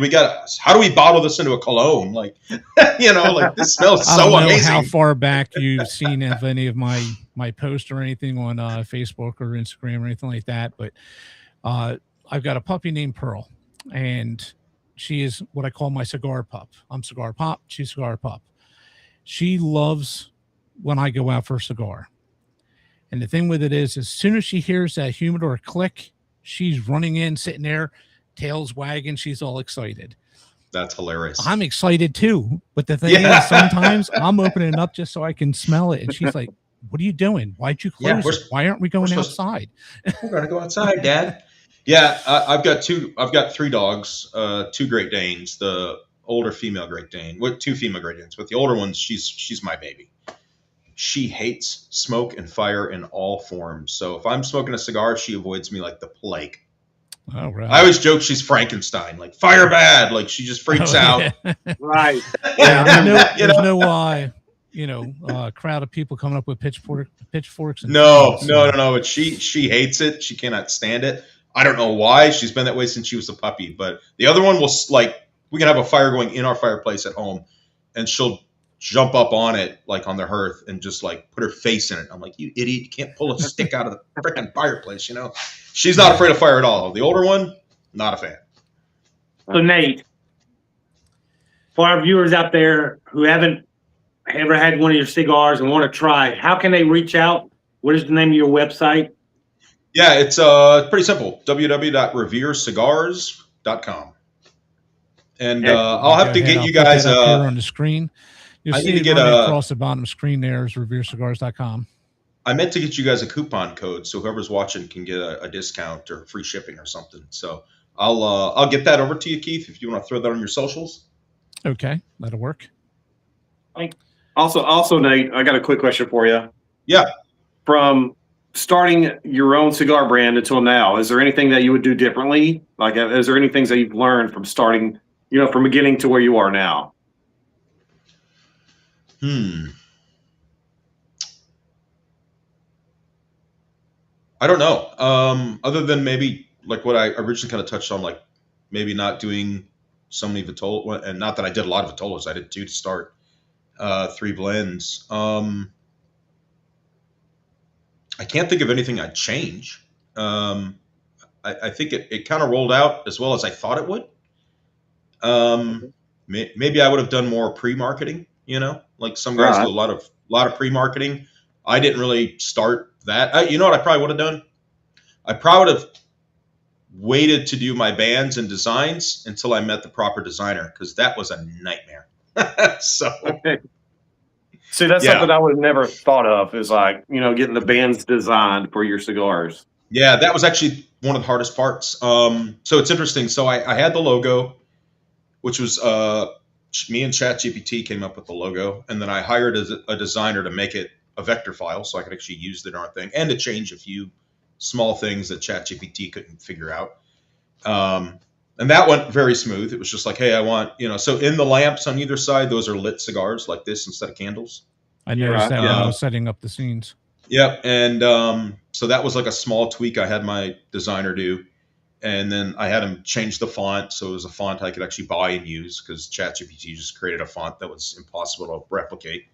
And then from there, I was trying to find bands. I was talking to Jaime. And he said, oh, you can reach out to these folks. I reached out to them, but they didn't have a design team. So they handed me off to a designer. And I wanted the band I've got now, but the guy was just not working with me on it. And he got kind of aggressive and kind of combative at the end. And so I just said, fine, screw it. He had given me 2 bands, and I didn't want 2 bands. I wanted one single band with everything I wanted on it. And he was just like, no. And he just kept fighting me on it. So finally I was like, screw it, just here's your money. Give me the files. I'll walk away. But I didn't have a box designer. So when I met Miguel, I said, hey, he said, do you have box designs? And I said, no, I don't. I need somebody. So he handed me off to his designer. And that gentleman's name is Gianni Bernetti, and he's extremely talented. And so Johnny said, hey, are you happy with your bands? And I said, no, I'm not at all. Like, it's not what I wanted. So Johnny said, well, what do you like? What do you dislike? And I said, I want a single band. So Johnny and I started, he sent me some ideas. I said, oh, change that. And he just did it. But what we didn't realize is there was all these small artifacts from the previous 2 designers. So we went to send them off to a print shop. They couldn't print the band. And so Johnny had to sit down and completely rebuild everything from soup to nuts. He had to redo the whole freaking band. And that caused massive delays. We were supposed to originally launch this brand in November. And I went to the Texas Pipe Show, just kind of, I know those guys out there who run it. It's a great show.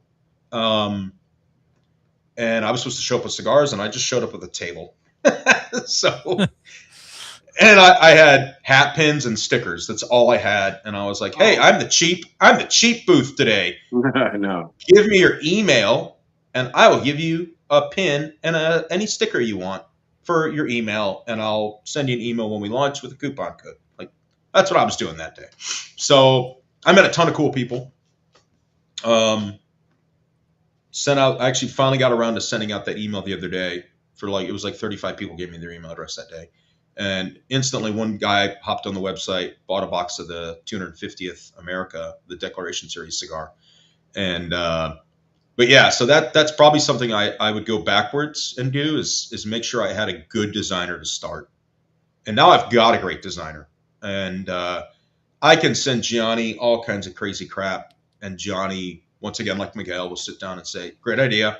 Here's where you're going to go wrong. Here's what I fix. And here's how I do it. I'd say, good, do it. So, and luckily for me. But see, these bands, you've done a great job on, by the way, because yeah, a lot of people that are new to the cigar world, they will gravitate to, oh man, that band looks really good.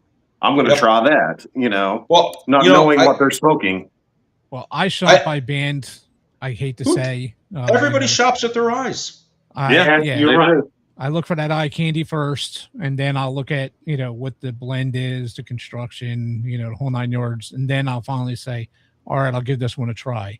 Yeah. If it's got some cheap, generic looking bland band, I hate to say it, I just pass over it. It could be a phenomenal cigar, but I just walk away from it. Yeah. Who doesn't?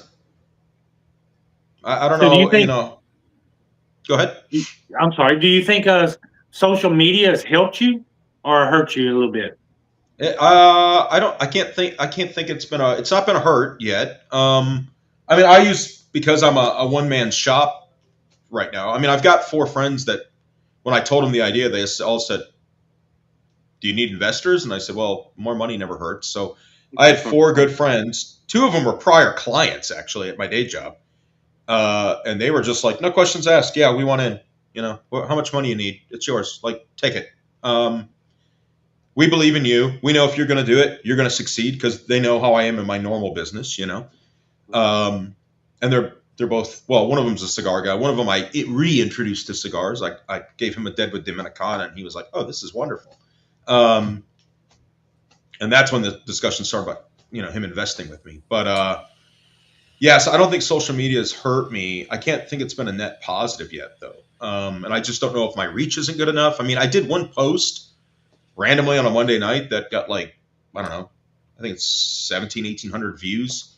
But you get the detractors out there, right? That the guys who I think might be artists, because they'll be like, oh, all your stuff's AI. What the crap, man? I had one guy say, oh, don't ever use AI. It'll ruin everything you touch. And I'm thinking, oh, poor dude probably lost his job. He's probably a coder or something. I don't know the situation. So I'm just like, look, guys, I'm going to use the tools available to me. And right now, ChatGPT and Gemini are probably my best friends for churning out marketing ideas, And I do a lot of pre-visualization with those. And that's when I get with Gianni and I say, hey, here's a bunch of crap I made with ChatGPT or Gemini. What works? What doesn't work? What would you do? Because he's a veteran in the industry. He works for big brands. I don't know which ones, but I know he was a very busy man up to PCA. I can tell you that much. So Johnny's not offended. Johnny sends me some stuff I think that he mocked up. Like if I'm pitching him ideas, he'll just like 5 minutes later, something texts back to my phone and he's like, hey, I mocked this up. What do you think of that? I'm like, oh, that's cool. What about this one? And we'll ping ideas off each other for hours at a time. But yeah, social media, I think that's the only thing that's really hurt is I don't have a lot of real graphics up right at the moment, because I just don't have time to sit down and do the photography and the video and that stuff yet. I'll get there. But right now, it's for Matt, just getting 2 or 3 posts out a week, especially with the 250th, I kind of push that one hard because I'm really excited about that upcoming release. Not from a blend standpoint, but just also the marketing behind it. Now. Yeah, and speaking of. Let me remove that. So I will show you. I have one. Here it is in all of its glory. I think I want it just for the band. That's the common thing I hear. Good design on the band. So it's funny. I was heading down to meet Miguel. I don't remember why. And I think I had just landed from Vegas, I think. And or I don't remember where. I'd come in off a plane from somewhere. And I landed in Orlando and I drove straight to Miami. And as I was on the way down, because we were already working on the 4th of July release. And it's always going to be that black Revere band, right? That was always the idea, the Paul Revere. Originally, I was going to call it the Signature Series, and now it's migrated more to the Declaration Series. And so I was driving down, and I thought, I bet I could wrap the bottom in the Declaration of Independence. And so as I think I had a red light, and I went to Gemini, and I uploaded the PDF of the black band, and I said, hey, mock up a cigar with this band and the Declaration wrapped on the bottom, and it popped the image back to me. So I got down to Miami and I said, hey, Miguel, I have this crazy idea. Because we had already settled on blend and Vitola. And I showed him that and he goes, oh, that is brilliant. And then I left his shop like 2 hours later and I hopped in the car and I called Gianni. He was my next phone call. And I said, dude, I got this idea. What do you think? And he goes, it's freaking incredible. He's like, I wish more people would do these, And he had an idea to do something similar, but with like a scroll of some sort. And so I said, all right, make it happen. And so he's like, all right, I'm going to refresh your box design as well. So he added the 250th on the side there on the left side. So that is... The Vitola came about from my local guy, Martin. Martin likes a 60 ring gauge. And so I had handed him a 6x52 Toro. And I said, hey, try this. I think this is going to be my 4th of July release. And he smoked it. And he goes, hey, it's a phenomenal cigar. I think it'd be better in a 58. And I was like, oh, dude, Nate personally does not like a cigar gauge that big. Like, I don't mind him, but I'm not a Gordo guy. I'm not. And I said, well, I'll think about it. So I called Miguel and I said, hey, what about a 58? And I said, how about a 56? Because that's somewhere I can live. And Miguel went, oh, well, look, I'll make some up and we'll see how the blend behaves. So he made some up. We tried it. honestly, we liked them. We were very happy with them in a 56. So that's when we settled on, all right, 6x56. It's a 10 count box. Those are numbered boxes. I think I only have 20 left. We made 100. Wow. 80 of them already sold. Wow. Yeah. Yeah, 52 to about a 56 is about where I'm at. But Me too. there's only a few Gordos out there that I will enjoy. But Agreed. but let me tell you, this 52 right here, you hit the spot with that on this Habano. Yeah, thank you. I think it's perfect. Nate, think did you that have was- any big influences in the cigar industry to get you like wanting to start up your own brand? You know, Jonathan Drew was kind of inspiring to me, just reading his story and what he's built, you know. Because he's built, what a powerhouse he's built, man. I mean, like, so impressive. But then going back to Fratello, like, I like a lot of his blends a lot. And seeing he was just a marketer from NASA who loved cigars and being a marketer, I mean, hey, what a great thing to pivot into, right? Because he's already got that marketing background. Yeah. Reading about that, and then when Michael Knowles launched the Mayflower line, I was like, well, that's cool as crap, you know, and he's selling them. Yeah. Now, granted, he's selling because he's a big personality, right? But because I mean, they're doing Mayflower's doing just I forget what they did last year in sales. It was stupid how much he sold. Yeah, I love the Dream that he put out. Phenomenal cigar. The Dusk was Yeah. good. Yep. I wasn't really keen on the Dawn because it was too late for me. So I thought the Dusk was good, but when the Dream came out, oh man, I love that. Yeah. Yeah, I like all three. I think I was at a cigar shop in Columbia, South Carolina, calling on them, and I sat down with one of their. I think John's a manager there. I don't honestly know. He gave me a Mayflower. I want to say he gave me a Dusk Churchill, and he was like, "This is the Vitola for this blend." And I got home and I smoked it, and I chatted, and I was like, "You're right, perfect. Like that's a perfect cigar in that Vitola." So yeah, my influences kind of came from just reading about some of these people who had really made the grind and had built something phenomenal. I mean, and notwithstanding the families, right? Like these old families who it's passed on from father to son, you know, like whether it be the Perdomos or the Fuentes, like let's not take anything away from those guys. They've built amazing brands, amazing businesses, and they make good, consistent cigars. They do. Good, consistent. But I spoke to one shop, and I will leave him nameless just in case. And he told me, he said, man, I'm having a hard time moving Fuentes. He's like, no one buys them anymore. They come here for the boutiques and the odder stuff. And it's funny, I was doing sales calls throughout the Southeast, like the week up to PCA, just kind of, I've got my day job, so I'm meeting my normal clients, and in the evenings I'm hitting lounges. And I was expecting the pushback of, are you a PCA? No? Oh, well, we're going to PCA. We're not bringing on any lines that aren't a PCA. Or the very logical, hey, we've already kind of pre-ordered a bunch of stuff from PCA, and we're going to go see what else is out there. Fine. And I went to one shop, and I landed him that same day, and he goes, you're not going to PCA? Oh, good. Then my competitors won't have your product. So, Well, it goes. and I was like, Well, it goes that's back, interesting. Nate. I want to reiterate, it's guys like you who think outside the box. You got those big legend brands out there who following in their family's footsteps, and they're not willing to try something out of the box. And with Yeah. the boutique cigars such as yours, you're thinking, hey, what can I bring that's different? Yes. And like I said, Revere Cigars, man, I don't see nothing but great things happening for you, brother. And I hope Well, so. thank you. Thank you. I mean, the beauty of some of the mishaps we had with like trying to get a band printed is it gave these cigars, because these cigars were rolled in September. I didn't get them till March. So it gave them so much time in the wicking room or post-rolling room, whatever you want to call it, to just sit, meld, age. They had time, you know. Do you know so how long? what you're holding in your hands from when they started, like from curing barn to now, that's about 2.5 years old, I think. That's what I was going to ask you. Yeah, how long was it from start to finish? Yep, 2 years. Okay. Yeah, just right around 2 years, maybe a little bit over. The wrappers on these Connecticut's are aged a little bit longer.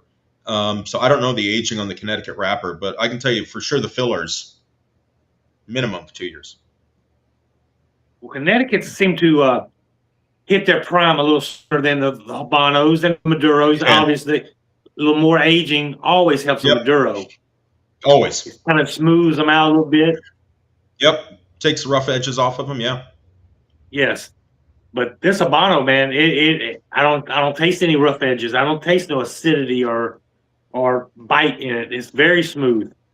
Yeah, and giving them time in the wicking room really helps to burn off that last little bit of ammonia, you know?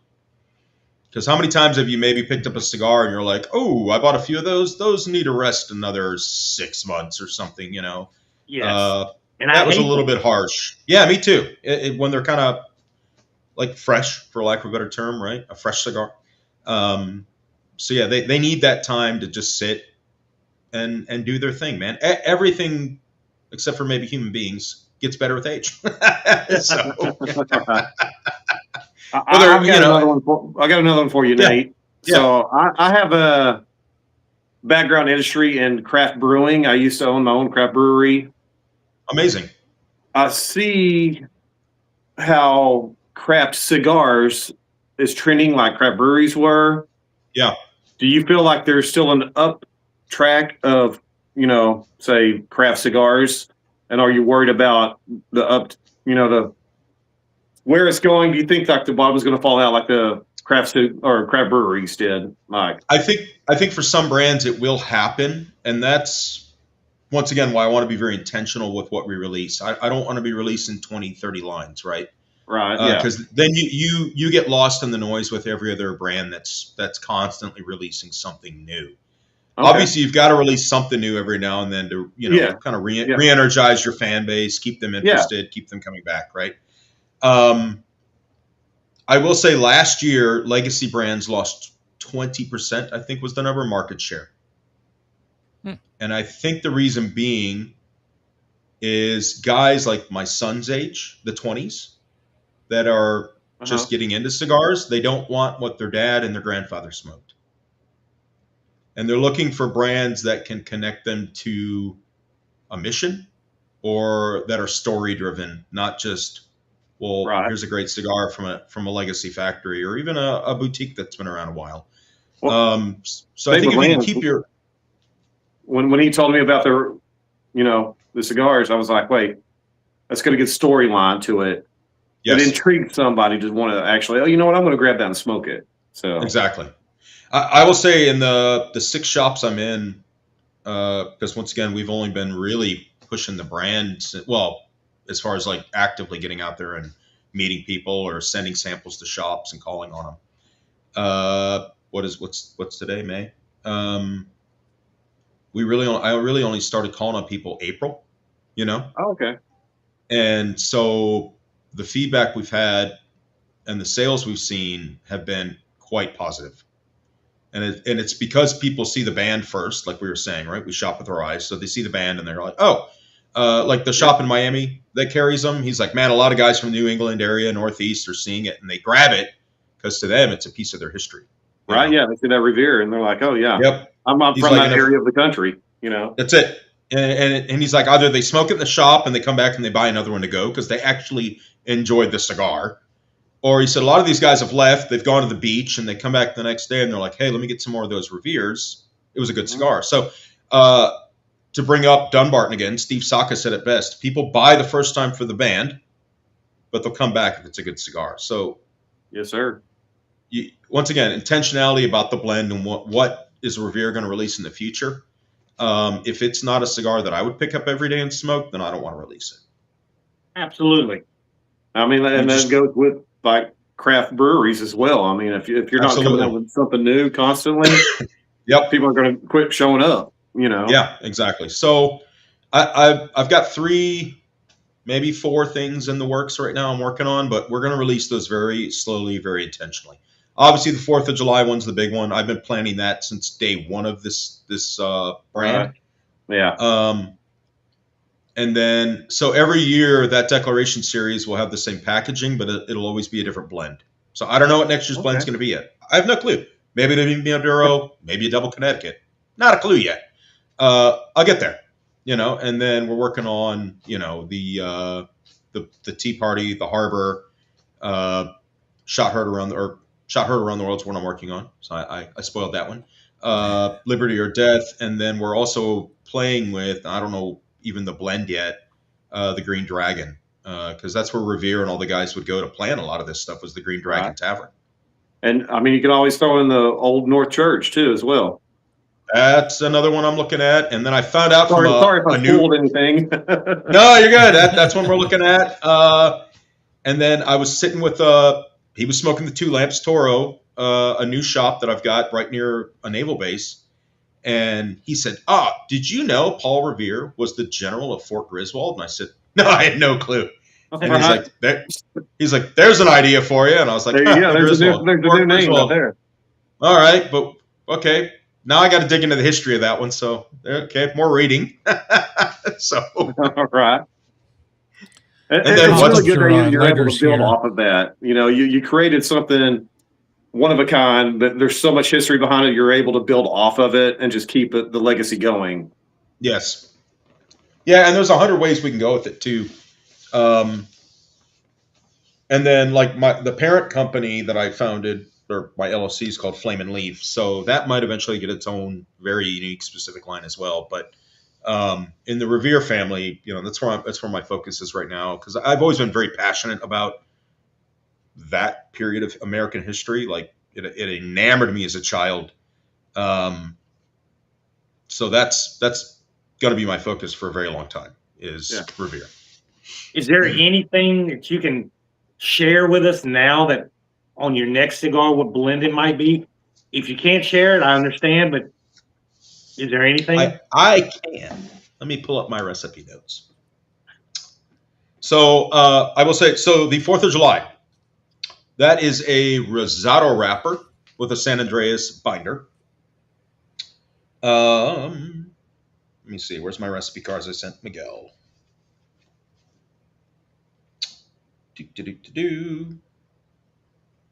So the Boston Tea Party right now, we're looking at a Connecticut shade, because that's more geared towards the sweet cap, with a San Andreas Seco binder. No.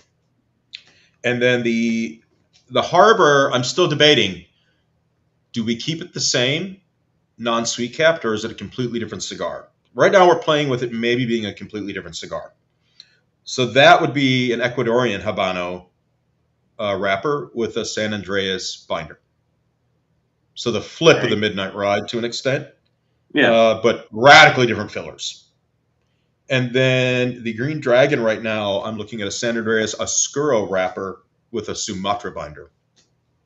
So it's going to have a little more cocoa, a little sweetness to it. Yep. And then the Liberty or Death is Connecticut Broadleaf Maduro with Sumatra binder. Yeah. Nothing with any pipe tobacco fillers. I don't know. I don't know. It's been done, and it's been done so well on the Stillwell Stars. So I've met Jeremy Reeves. I walked Cornell and Deal one day, and let me tell you what, if heaven doesn't smell like Cornell and Deal, I'm not going. So I will just promptly be like, you know what? I'll leave. Here we go Cornell again Deal. with the pipes again. Yeah, sorry, Lance. Sorry. I'm not opposed to it. I just don't know. I don't know if I can have another vice. Jeez. Or when you get that pad, pipe acquisition disorder, that turns into a problem really fast. So I bought. Haven't heard that one. It's funny. I bought my first pipe in the spring of 2023. My son had been trying to get me into pipes for a while because he knew I liked cigars. And he's like, "Hey, Dad, you should really get into pipes. I think you'd enjoy it." And I enjoy pipe. And I was like, maybe. Who knows? Same kind of argument. Do I need something else to, occupy my time occasionally? Yeah. So we were going up to Gatlinburg. He wasn't with me, and he goes, "Hey, when you're there, can you go into Gatlinburg?" I'm still here. I'm going to dip off Tobacconist?" for a second. Oh, good.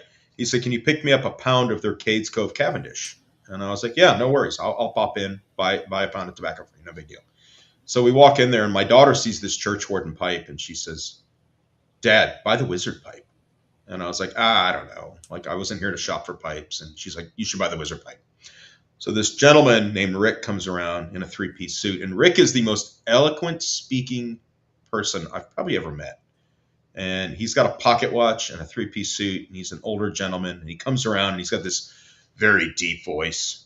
And he speaks so concise. And he goes, young man, does your daughter know something you don't? And I said, I don't know. I don't know. What do you think she knows that I don't know? And he goes, are you a stressed out individual that just needs more time to think? And I was like, well, yeah, who doesn't in this age? And he's like, you should buy the Wizard pipe. It was like the best sales pitch ever. So I was like, fine, throw the Wizard pipe in. Oh, he's brilliant, man. He's got a YouTube channel called Dread Tiger, I think. Tyger. And he just smokes a pipe and just talks about random crap. But he's so magical to listen to. So I bought that, and then I'd taken the whole family to Ireland for my 40th birthday in November of 23. And I had walked by Peterson numerous times, and I didn't know what it was. And so I looked at my son. I said, hey, let's go check this pipe shop out, and let's grab a pipe. You know, 2 of us. Let's go do it. I'll buy you a pipe. Let's go. So we walked in, and I didn't realize Peterson was a brand and the oldest continuing operating factory in the world. And so I just picked up this small little Ben Apple Aaron 03 because I didn't want to spend a lot of money on a pipe because I wasn't into it. And it had their P-lip, which I didn't even know what that was. And I had really struggled smoking a church warden. It was like the worst experience of my life every time I picked it up. It was ashy. It was hot. It was just gross. But I wasn't going to give up because I'm not a quitter. So I bought that pipe. I got home. I packed a bowl of that tobacco. My son had given me some. And I smoked it. And I was like, oh, this is a radically different experience with this P. What the hell's a P-lip? And then I went down the Peterson train, and now I own like 300 Petersons. Oh, wow. Wow. That will happen. Most of that rack behind me, minus one pipe, are all Petersons. So, and that's one rack out of a few. I built that one, and then I've got one hanging in my office in my house that's like 50 pipes, and I've got Petersons that aren't even out. Just I don't have any room for them. Now, once this is my Revere, I call this Revere headquarters. It's a lounge I've been building. But once this is done, there'll be a lot more pipes in here. So, yeah, pipe acquisition disorder is a real problem. So, Well, I tell you, this Habano, I've reached that point, the halfway point or a little more, and I see where the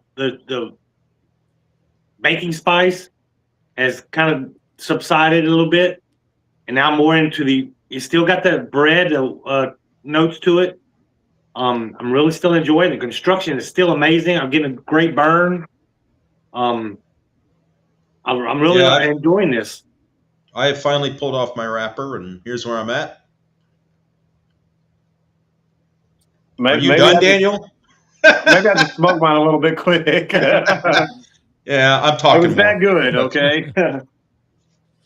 That's actually why I had to dip off the screen there for a second. I did have to touch it up because in between talking, I wasn't puffing enough. Yeah, I think I'm puffing enough because I'm down to a number already. Yeah, you're better than I am. Me as well. But I wanted to touch it up and make sure I had a good cherry going on it. So I will say with this Connecticut, now Daniel, tell me if I'm wrong. About this stage, white pepper's kind of done. I get a lot more cream and a lot more cedar at this stage. I do as well. I definitely do as well. And I'm of course I'm a little bit farther than you are. You are much farther. It's actually staying together very, very well, by the way. When it comes to smoking it down to a nub. A lot of them, I mean, I've had some cigars that want to fall apart once you get to that stage, but this one's staying together very, very well. I don't know if you want to see that on. They froze up a little bit. You're a little frozen there right now. Oh, there you go. You're back. You're back. Yeah, I was going to say, typically when I start getting down, I keep going to the wrong side. When I'm getting down to that, what I always end up having to worry about is the shoulders start loosening up because it's obviously getting wet and starts to break down. I don't have no problem with the shoulder on this one. Yeah. Now, I got a question. I haven't tried it yet. We've probably all seen that viral Arnold Schwarzenegger video with the tequila. Oh yeah. Has anyone Tequila and tried a that? cedar. Yeah, has anyone tried it? I haven't tried it yet. It's something I want I to try. tried it with a farm roll, and Okay. I can't say that it's something that I would continue doing. It was good for Fair the enough. experience, Right. but I don't know if it was the shot that I did after I got done brushing my cigar, but I was feeling a slight buzz, and I can't tell you if it was the nicotine, the tequila, or the cigar. Fair enough. I tell you what, I was bored probably several months ago, and so I bought some really cheap sticks because I wanted to try something different. So what I did was I took these cheap Maduro sticks I bought, put them in a Tupperware with a shot glass in there of Maker's Mark. And I said, let me just let them sit in there for about a week and see what happens. And let me tell you, that cheap cigar went from a just okay to a good cigar. Now, I wouldn't say it was great, but, you know, that's as far as I've gone with the Arnold Infusion? Schwarzenegger bit. Yeah. I've seen that. I saw a friend of mine show me that video in town on. He's like, "Have you ever done this?" I was like, "Didn't know that was a thing, but one of these days, maybe I'll give it a shot." You know. Yeah, I also just decided to try it one day because I think I seen a video and I was like, you know what? I've got a couple cedar spliffs. Oh yeah, look at that. give I it a got a little bit shot. of tequila. Let me go ahead and do that. So I filled a shot, double shot of tequila and brushed it on. I started smoking, like I said, but I finished the tequila, and by the time I finished the cigar, I was finished. Nice. All right. Now I've been tempted to take one of these one lamps and sweet cap it. Right. I really want to see what it tastes like with a little bit of sugar on it, just for my own experimentation. You know. Well, the one thing I heard from Steve Stockett and PCA of this past PCA, he was mentioning that sugar breaks down and can become rancid. That's one of the Sure. reasons why they use They the use artificial saccharin. sweeteners. Yep. And he has a new proprietary blend that's coming out. And I'm really looking forward to trying that. But that's why I was shocked with that Buenos Noches, because I know that it's artificial, but it didn't taste like a lot of the artificial sweetened caps that I've tried before. Yeah. It wasn't overpowering, and it wasn't overpowering sweetness, but it also wasn't overpowering like chemically tasting. Right. Drew Estates does a great job on that. They really do. And have you guys noticed that the eye of the bulls now are sweet? No, I haven't. I was about to say, It's not that they're sweet capped. I think they're putting, I don't know if it's sucrose or what's in their glue, but every time, because that's a box I'll buy, because I do like the eye of the bulls. Charlie turned me onto those. And I found some for Charlie and I one time, because he was hunting them and couldn't find them anywhere. And I found some eye of the bulls and we smoked them, and they were phenomenal. Short little guys, great little, if you don't have time in the morning, it's a nice little smoke. And then I bought a box and I was like, why are these sweet now? And I've talked to a lot of people and they're like, yeah, when the eye of the bull become a sweet cap. And I'm like, well, I don't think it is, but I think it's something in their glue. But it actually works well. A lot of the guys who had the older eye of the bulls, I don't know, or the gentlemen I've talked to have been like, dude, they're sweet now. It's gross. I'm like, I don't mind it. I don't mind a sweet cap cigar on occasion. So, but yeah, I don't know if it's just something in their glue or what, but it's really interesting because you put it in your mouth and there's sugar on your lips. Yeah. Well, I'll tell you It's that smacking good. that Druid State was the first time I've ever smoked a sweet cap. I'm not particularly drawn to the sweetness of a cigar, but that cigar really did hit a spot. It wasn't overwhelmingly sweet, Yeah. like I was thinking. No, it's great. It Yeah. works. So with your sweet caps that you're thinking about doing, that's going to be something like that, kind of subtle sweetness. Yeah, we want it more subtle.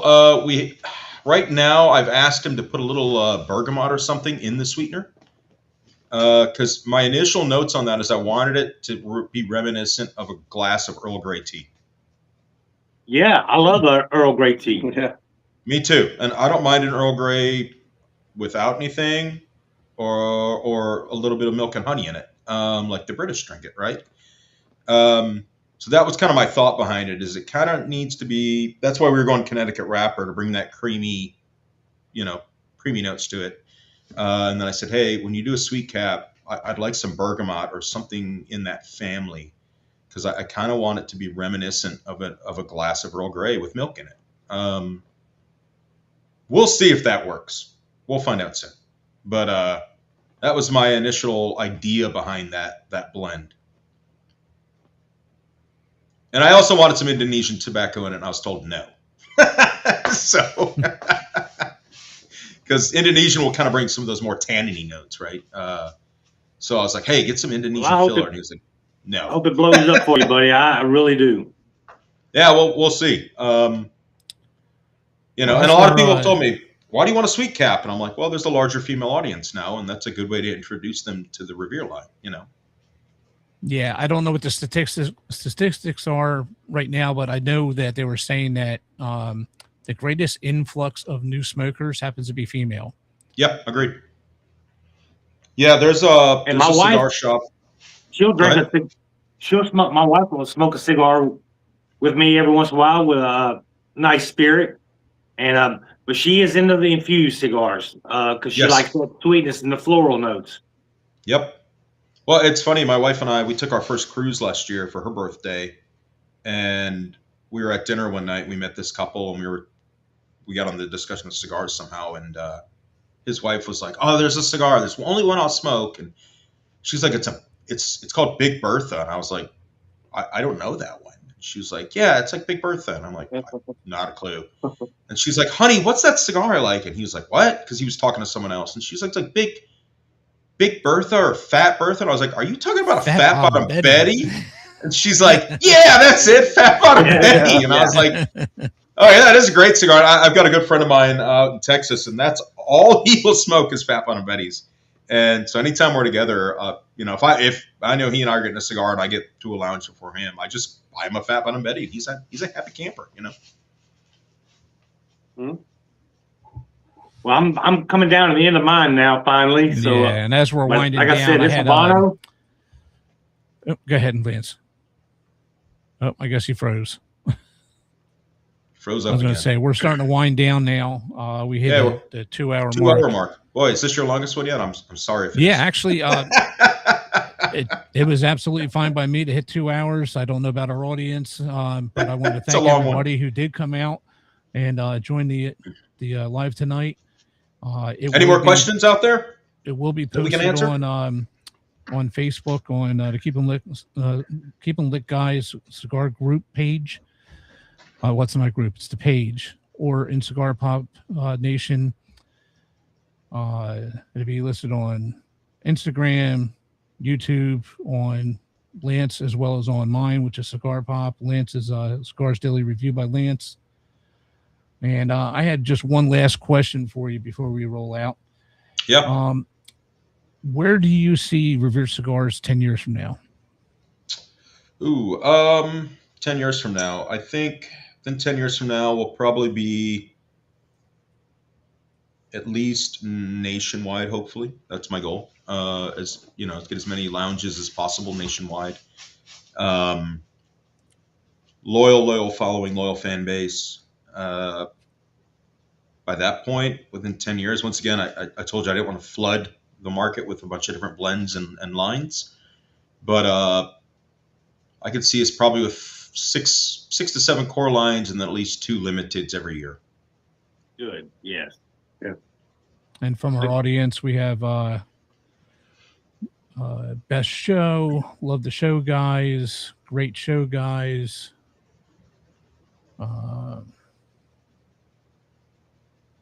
There's some yellow hair.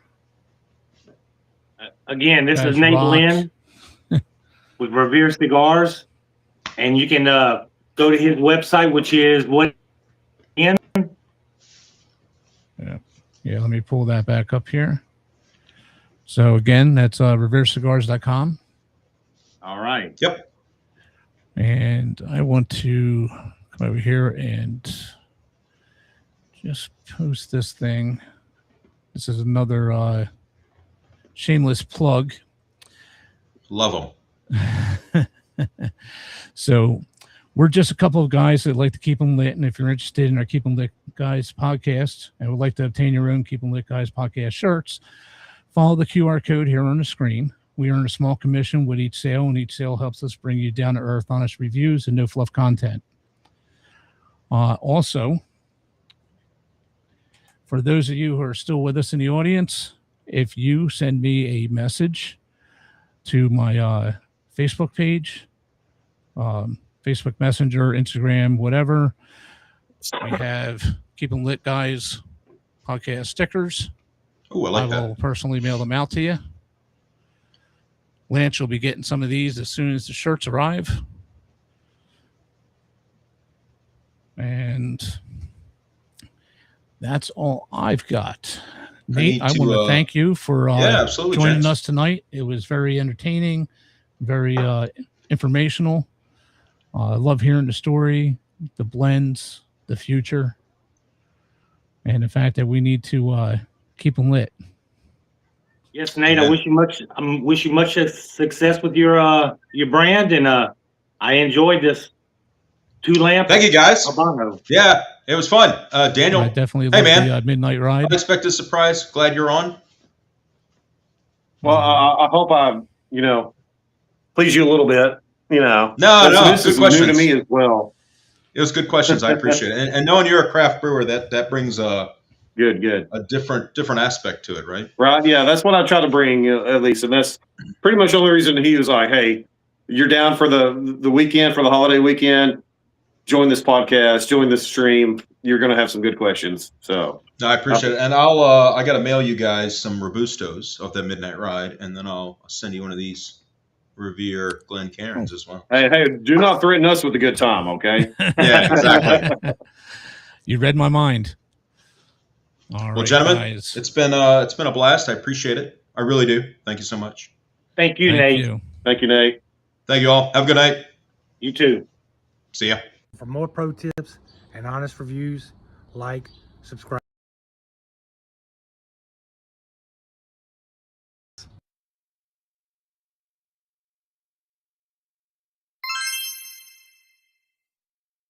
Thanks for watching.